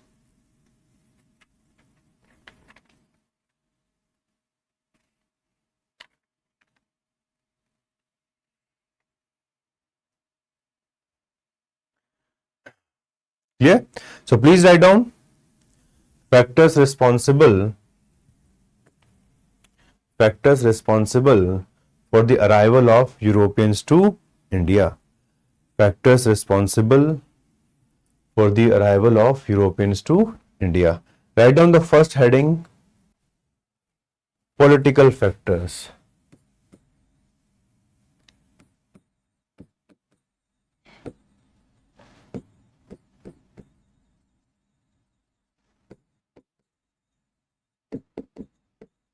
And in the first political factor, write the heading, rise of Ottoman Empire. Okay, PPT will be given to you so that you don't have to do this hard work on your own. You can see the maps, you can think clearly, right? So that's the purpose of these PPT and class notes for ensuring fast and quick revision. Okay, that through dictation. I often feel like if you do dictation in the class, okay, if you write this and do the PPT, that's more than enough, because the class notes also which are often given to you, it's nothing but the repetition of the dictation only. So I would advise all of you to please become independent from the beginning. Do not stay dependent upon the other feature of this course where you get the class notes. It's always better to write on your own. Those people who behave independently, they become independent in the end. And all of you need to have that aspiration that I can do my own work. I don't need anybody else. Okay. Shrishti, I will explain the part of Renessa when we'll go for the dictation. Okay. So can we please start with this? Sonali, to some extent, but it's not going to be exactly same. Okay. Like suppose if we see the factors, you will find these factors here also. Okay, but it's not going to be exactly same. Some extra points will be there, so you can just go through the PPT once after the class if you have time. If you don't have time, just stay dependent upon your dictation. You don't need anything else, because I'm ensuring all the important points are there in your notes. Okay, we don't have to replicate it. If you want to read any NCERT book, I would advise go for this Bipan Chandra NCERT. Do you know that Bipan Chandra, he is a Marxist historian? Bipan Chandra is a Marxist historian, right? All right. And you will read his NCERT, but don't internalize all the viewpoint. Just try to see the facts. There is also one book. I hope this is visible in the camera. This book, right? So I'm holding this book for the sake of clarity. So ये book आता है आपका Orient Black Swan publication है मेरे ख्याल से, ठीक है? So this book and the NCERT, they're broadly same. उनमें कोई difference नहीं है. If you wish, you can see this cover and okay, all right. देखो, why do we read NCERT? Please let me give you the correct logic for that. We read spectrum is not required. Okay, spectrum is not required. You can leave that book. Look, we read NCERT because UPSC make questions from there directly. UPSC make questions from NCERT. So every year, at least 2-3 questions will be directly from NCERT. At least 2-3. And at least 30-40% of your paper is going to be made from NCERT. Rest, they will ask for something higher extra also, which is up to the level of graduation. So please make sure that you can read NCERT. If suppose you don't have time, you are preparing your optional, etc., etc., please at least follow the classes. Okay, because in classes we will be able to make sure. This is class 12th, my friend. Only class 12th NCERT. If you read this, this is the standard NCERT that we have. Okay, it is written by Bipan Chandra. Okay, Shivans, I hope this is clear. Okay, PW book is also enough. If you want to read the PW book, it's a little bulky. Okay, PW book is also sufficient. You don't have to go for Spectrum, because look, Spectrum itself is a book which is made by extracting notes from multiple books, and we also do that. Like I am from history optional. Okay, so I have read I don't know how many books in this optional. For every part, at least 4 or 5 books. 4 or 5 books for ancient India, same for medieval, modern world. So NCERT is for the sake of it gives you a broad storyline. It gives you some essential facts. So I would say if you have time, please read it. If you don't have time, at least follow the classes. Classes are also going to be sufficient in itself. We will ensure that you will be able to solve the previous year questions on the basis of the knowledge which I will share with you. So if you do this much also, this is going to take care of majority of the things. Okay, this is going to take care of majority of the things. I hope now the things are clear with respect to the sources. Anyone else having any doubt with respect to what we should read, please ask now. Okay, Ria, I do not have that PW book. I think all of you would be having this in the portal also. Okay, class notes are more than enough for answer writing. You will see this, because the notes that we will make, it will be a combination of the mains perspectives and the prelims perspective. Both will be taken care of in the class itself. Look, when a person of my credibility is standing here, the logic is very clear. PW is very serious that students should get everything in the class itself. So the lectures are good enough. Just go for additional NCERT. This is the minimum that I'm telling you. You can add NCERT to bring even more value to the preparation. If you have more time, add PW book also side by side. Okay? You can add side by side that also, and you don't have to go for spectrum. Please do not waste your precious time. All of you are new. Many of you think that you can read all the books. All of us have very limited time. Okay? Yes, Kshitij, the class notes and the live notes would be same. So I would advise just go for this. Okay? Madhula, from tomorrow I will discuss. Like today at the end of the class, I will give you one question for mains. All of you will be writing it. Tomorrow, the first thing we will do in the class, we will discuss that question. Okay? Ki how to write answer for that, and then from tomorrow itself we'll start with the process of the how to approach answer writing. But today let us first read something, and this is the first proper topic for today. So far we were having broad understanding only. Okay? Yes, Surya, that PW plus NCERT, that is more than enough. You don't have to go more than that. Okay? Omeshwar, after class, just revise. Okay? After revise, all right, what we have done in the class, and just read NCERT. That's the minimum. If you have more time, go through the PW book also. Okay? Go through the PW book also. Okay? That's enough. Akash, the lectures that I am taking plus NCERT, this is the minimum. If you have more time, you can add the PW book. Don't go beyond that. We will solve all the PYQs of prelims and mains in the class itself from 2013 till 2024. That I will ensure we do in the class itself. So you don't have to think that once we will read anything in the class, then if you're not able to solve PYQ, we'll do PYQ also in the class, my friend. You don't have to worry about that. Okay, after class, just if we can devote at least 1.5 to 2 hours, that would be the ideal. Okay, that would be the ideal. Rest you can focus on other subjects. Here you will just take it slowly. I am not increasing the pace. I am going very slowly today. We will increase the pace, but after initial 4 or 5 classes where the whole batch is settled, my throat is also okay. Okay, the bass goes down, the pitch becomes more clear, and we can increase the pace of the overall dictation also. Okay, that is also fine. Okay, Sarkar, okay, I'm not able to see the first name because of the comment is gone up. So you can read that book also, but that book is only from 1857 to 1947. NCERT starts from 18th century and it ends at 1947. So from that perspective, NCERT covers the broader spectrum. Yes, Tejashri, that is more than enough. Okay, I will share my UPSC journey with all of you. Don't worry. In and out, I will be giving you an anecdote, what to do, what not to do. All those kinds of things we will take care of.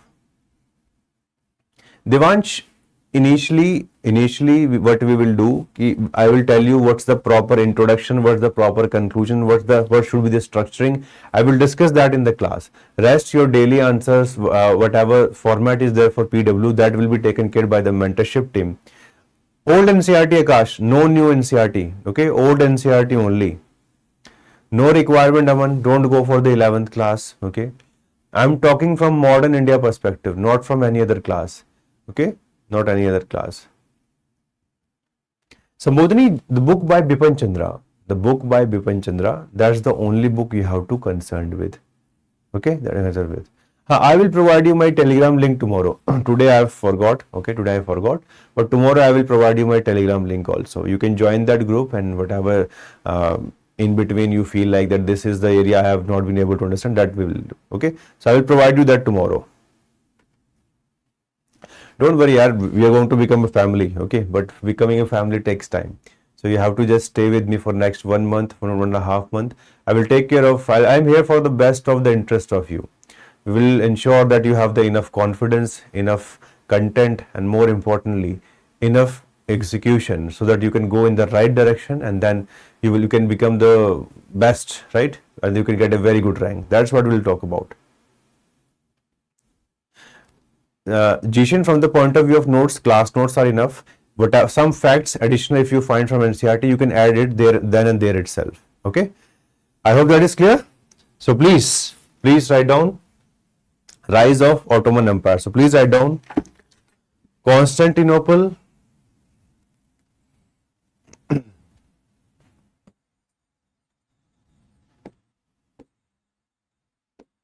please write down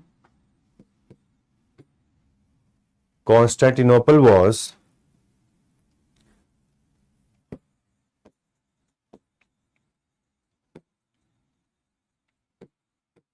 conquered by the Ottoman Empire. This is the first point, okay? In 1453 and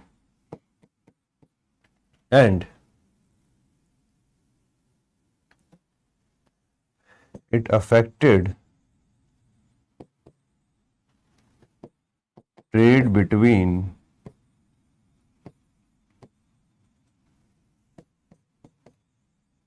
India and Europe.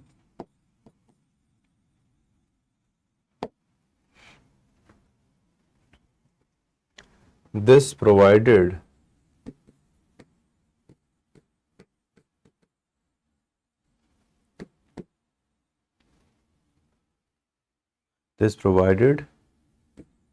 the motivation to find direct route to India. This provided the motivation to find direct trade route to India. Is that clear? This is the first factor.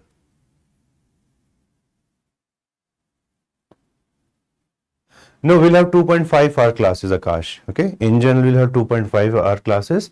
Sometimes when there will be a requirement of 3 hours, I'll tell you in the beginning itself. But in general, we will have 2.5 hour classes. The first point is clear. The first point says Constantinople was conquered by the Ottoman Empire in which year? 1453. And it affected trade between India and Europe. Full stop. This provided the motivation to find direct trade route to India. Is that clear? The first point is clear. So we can go to the second one.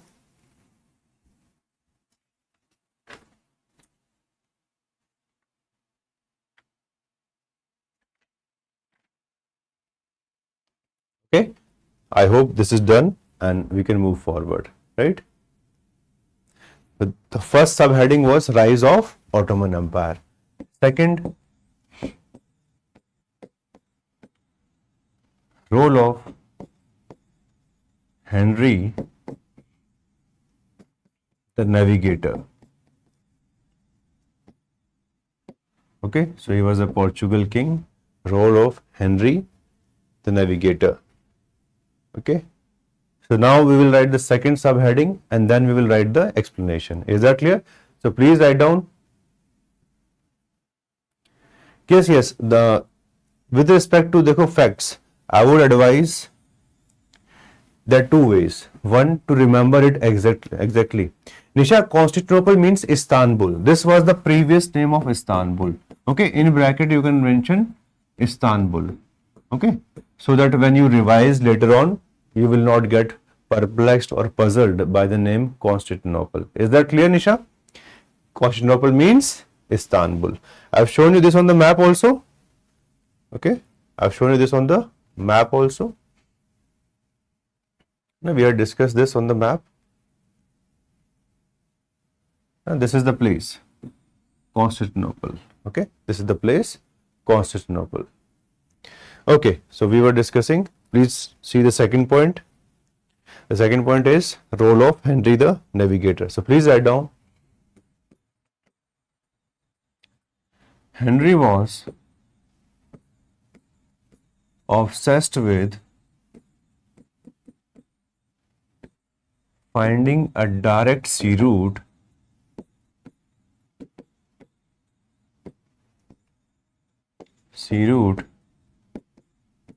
to India and demolish the trade monopoly of Arabs and Turks. Of Arabs and Turks. Okay, so he was obsessed with finding a direct sea route to India, and demolish means to break down and demolish the trade monopoly of Arabs and Turks. Arabs and Turks. Yeah, I will discuss. So, in between, I started another explanation. So, when you can remember the date, like it's better to remember the date 1453. But if you are not able to remember this, you can write that Constantinople was captured by Turks in the middle of 15th century. So, जब याद नहीं रहता तो आस पास का लिख दो. Okay, आस पास का लिख दो. बट प्रीलिम्स के लिए हमेशा बेटर रहेगा. For prelims it will be even better if you can remember the exact date. Otherwise, in mains answer writing, you can still make up for it by writing the term middle of 15th century. Is that clear? Is that clear?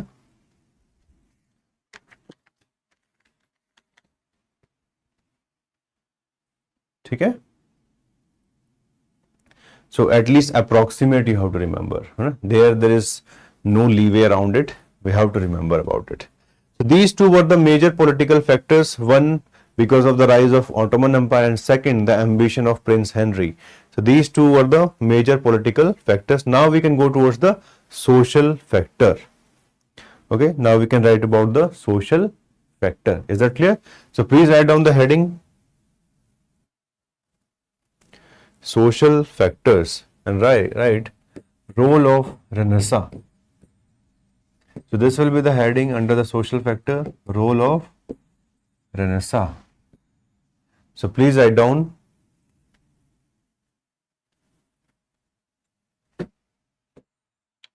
Renaissance created an atmosphere of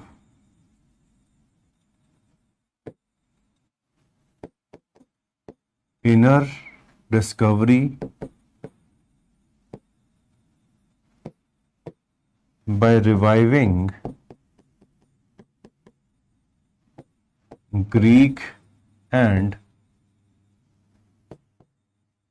Roman cultures. Renaissance created an atmosphere of inner discovery by reviving Greek and Roman cultures.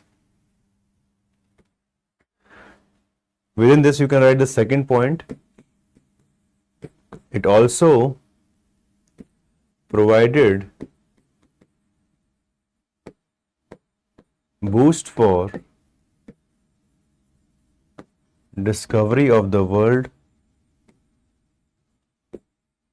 discovery of the world. It also provided boost for discovery of the world. ठीक है? So this was the role of Renaissance. Renaissance literally means rebirth. Some of you were asking about what was Renaissance. Look, Renaissance, we see the focus on learning. We see the focus on understanding the environment around us. They wanted to intermingle with other cultures of the world. So by all of you know that Greek and Romans, they are considered as the gold standards for learning. Okay, they were probably the best of the civilizations of their times. That's why people in Italy, okay, and then in other parts of the Europe, they started thinking about, let us revive that culture. So we see the rise of important crafts like focus on painting, focus on suppose the societal features of those times. So all those features were now getting revived. And it also provided boost for the discovery of the world, because they wanted that we should learn about the rest of the world. We should not remain, okay, we should not remain only in our own culture. We should learn about the rest. We should not be, जैसे बोलते हैं ना कुएं का मेंढक, we should not remain isolated from the rest of the world. We should now focus on the rest of the world also. This is the most important part, role of Renaissance, and areas like Italy became responsible for that. Okay, and this was a dramatic shift. Okay, Rama, you're look. In general, when somebody says read NCERT, people read from 6th to 12th. But the problem is if you start reading that, it's so difficult to even revise it. So it's better that along with the lectures, like if you revise the lectures along or you read along with me, if you just read the 12th class, rest whatever conceptual challenge you have asked me in the class itself, I can clear. Look, we have to work together. We have to think that we are a team. And if from the beginning we'll think like that, then over a period of time we will do a lot better and your conceptual clarity will come. So don't go by the notions which are there on the internet. Okay, only focus on this.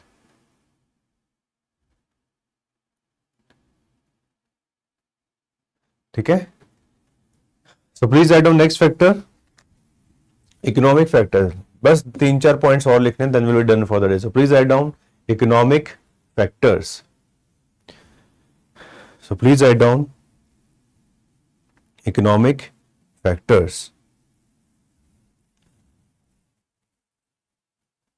So in economic factors, please write down the first meaning factor, demand for spices.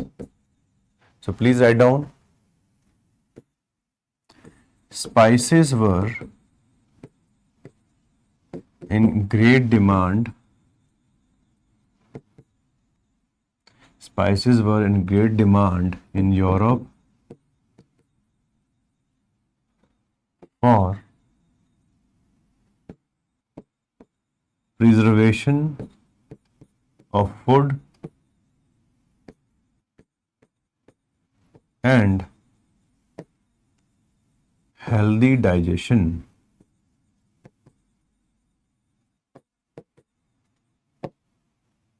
Okay, within this you can write the profit made by Vasco da Gama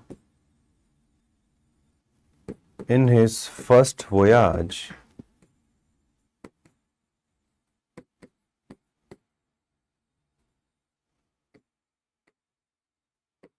further increased interest in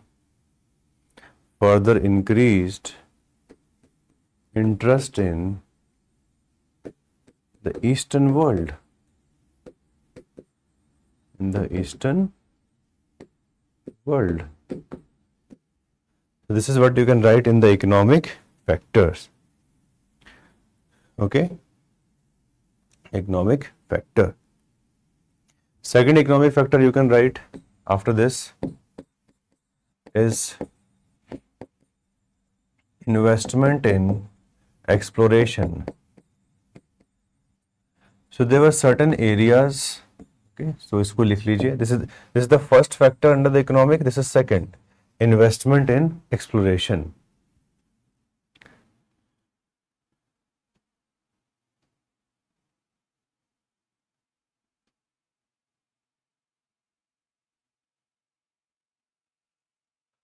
Okay. Renaissance के बारे में ना will discuss little bit more tomorrow also. अभी एक बार बस factors लिख लेते हैं, कल थोड़ा सा और डिस्कस कर लेंगे डिटेल में, because I think many of you are finding this very intriguing. Okay, what is Renaissance? So we'll discuss little bit more about Renaissance tomorrow. Today, let us first try to finish up this broad topic so that all of us can become relaxed after that. Okay. So please write down. Please write down. Write down cities like Genoa and Venice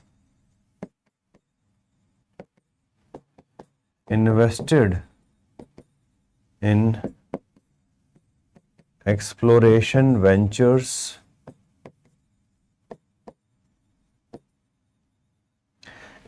cities like Genoa. So Genoa and Venice, if you'll find, these are the cities in Italy. Okay, these are the cities in Italy invested in exploration ventures in order to to find in order to find a direct route to India.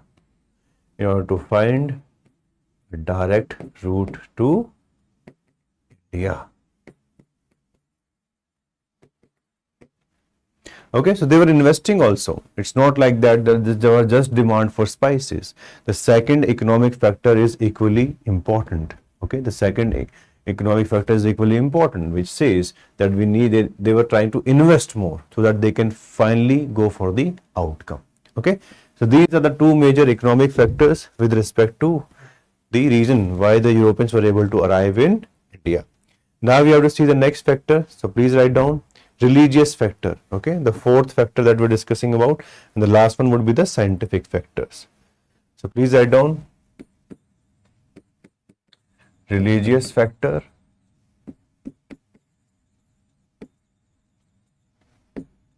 okay, so please write down. Here you have to write about the Pope. Okay, here you have to write specifically about the Pope. So please write down Pope gifted a bull to Prince Henry as a symbol for spreading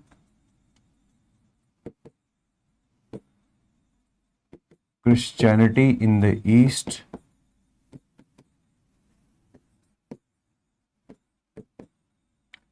and it became a major motivation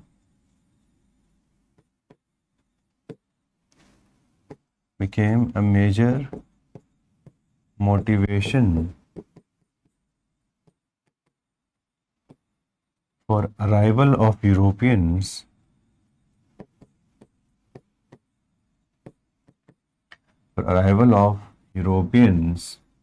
in India. Europeans in India.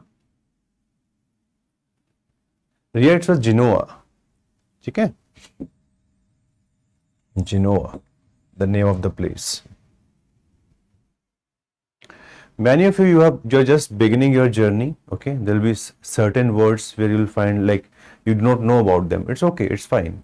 Okay, because when I started, I also was not aware about majority of the things. Everything was new.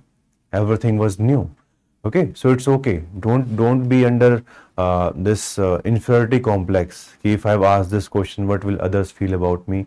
It's fine. Always ask the questions. Slowly, all of you will become mature, and within next 5 to 6 months, you will become the ready-made material to compete for the UPSC exam in the right manner. So please be proud of yourself. Okay, be proud of the journey that you are having right now. But yes, at the same time, make sure you do the best work. It will look a little bit difficult in the beginning, but slowly you will realize this was the right pathway. Okay, let us write the last point, last factor. Okay,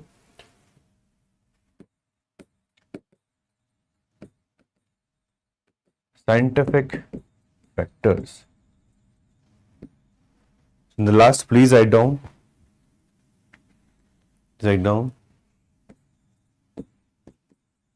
Europeans developed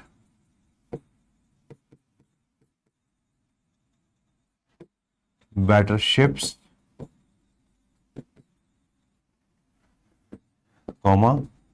which were suitable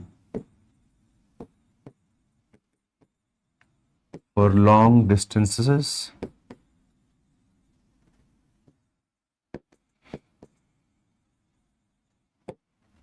Europeans developed better ships which were suitable for long distances. The breakthrough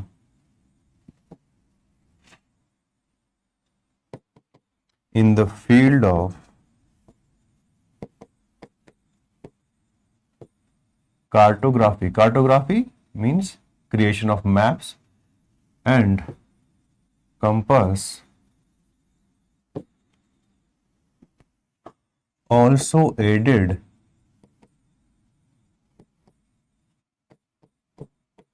the process of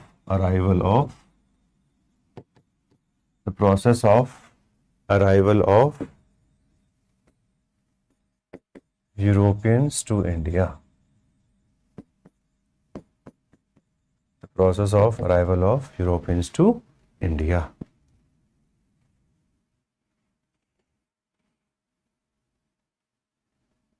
Yes, Vishal, the Henry the Navigator. The Navigator was a title. Okay, it is same. Bull was just a symbol.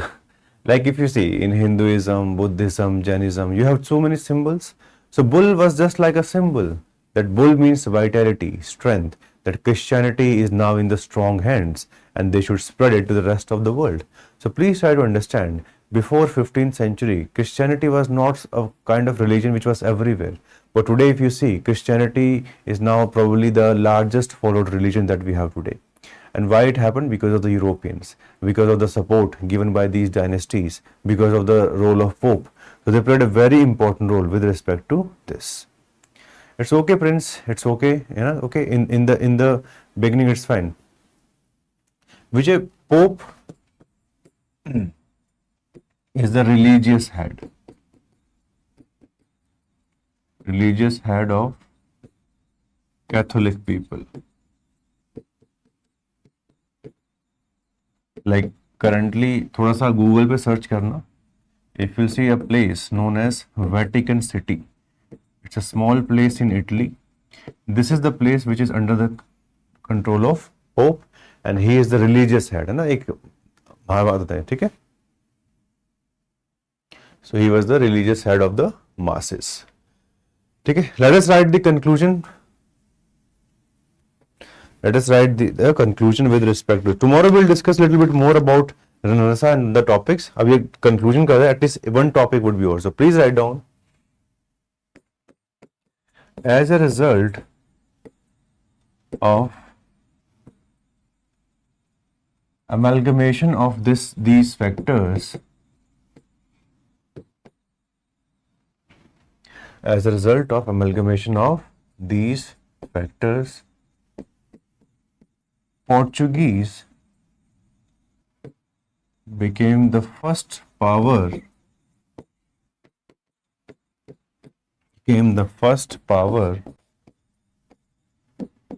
to come to India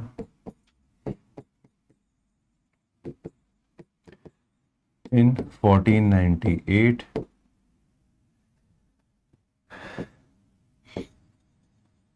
They were followed by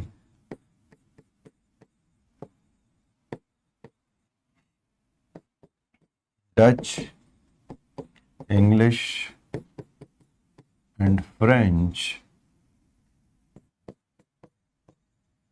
in 17th century. This is the conclusion on this topic. Okay.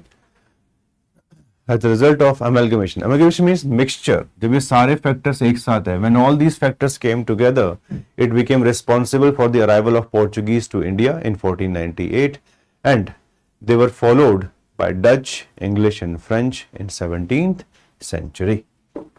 In 17th century.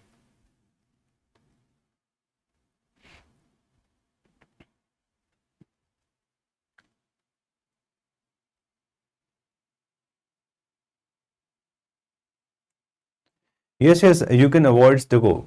Since you are now part of this foundation course, okay, the Titan batch. Now we have to make it easy for you, because if you will read Spectrum on your own, you will take a month, 2 months. When we are providing you everything, okay, you can just keep that book for reference. I will tell you towards the end of the course, okay, little bit अगर कुछ वहाँ से आपको पढ़ने की requirement होगा. Amalgamation means mixture, a factor. जब सारे factors साथ में आ गए. Amalgamation means mixture. Okay, amalgamation means mixture. Is that clear? I hope the conclusion is clear. Why are we using the word amalgamation? Because we see the mixture of political, economic, social, cultural, religious, and scientific. When all these factors came together, that's how we see the entry of Portuguese in India in 1498. And by learning from them, we see the entry of the other powers like the Dutch, the English, and the French in the 17th century. Okay, is that clear? Yes, merger could also be a keyword. Okay, mixture, merger, that's good. Alright, so I will now give you only one question and then we will end the class. So please write down the question for tomorrow. Try to write it. Whatever you wish, you can write. Okay. The question is, examine the factors responsible for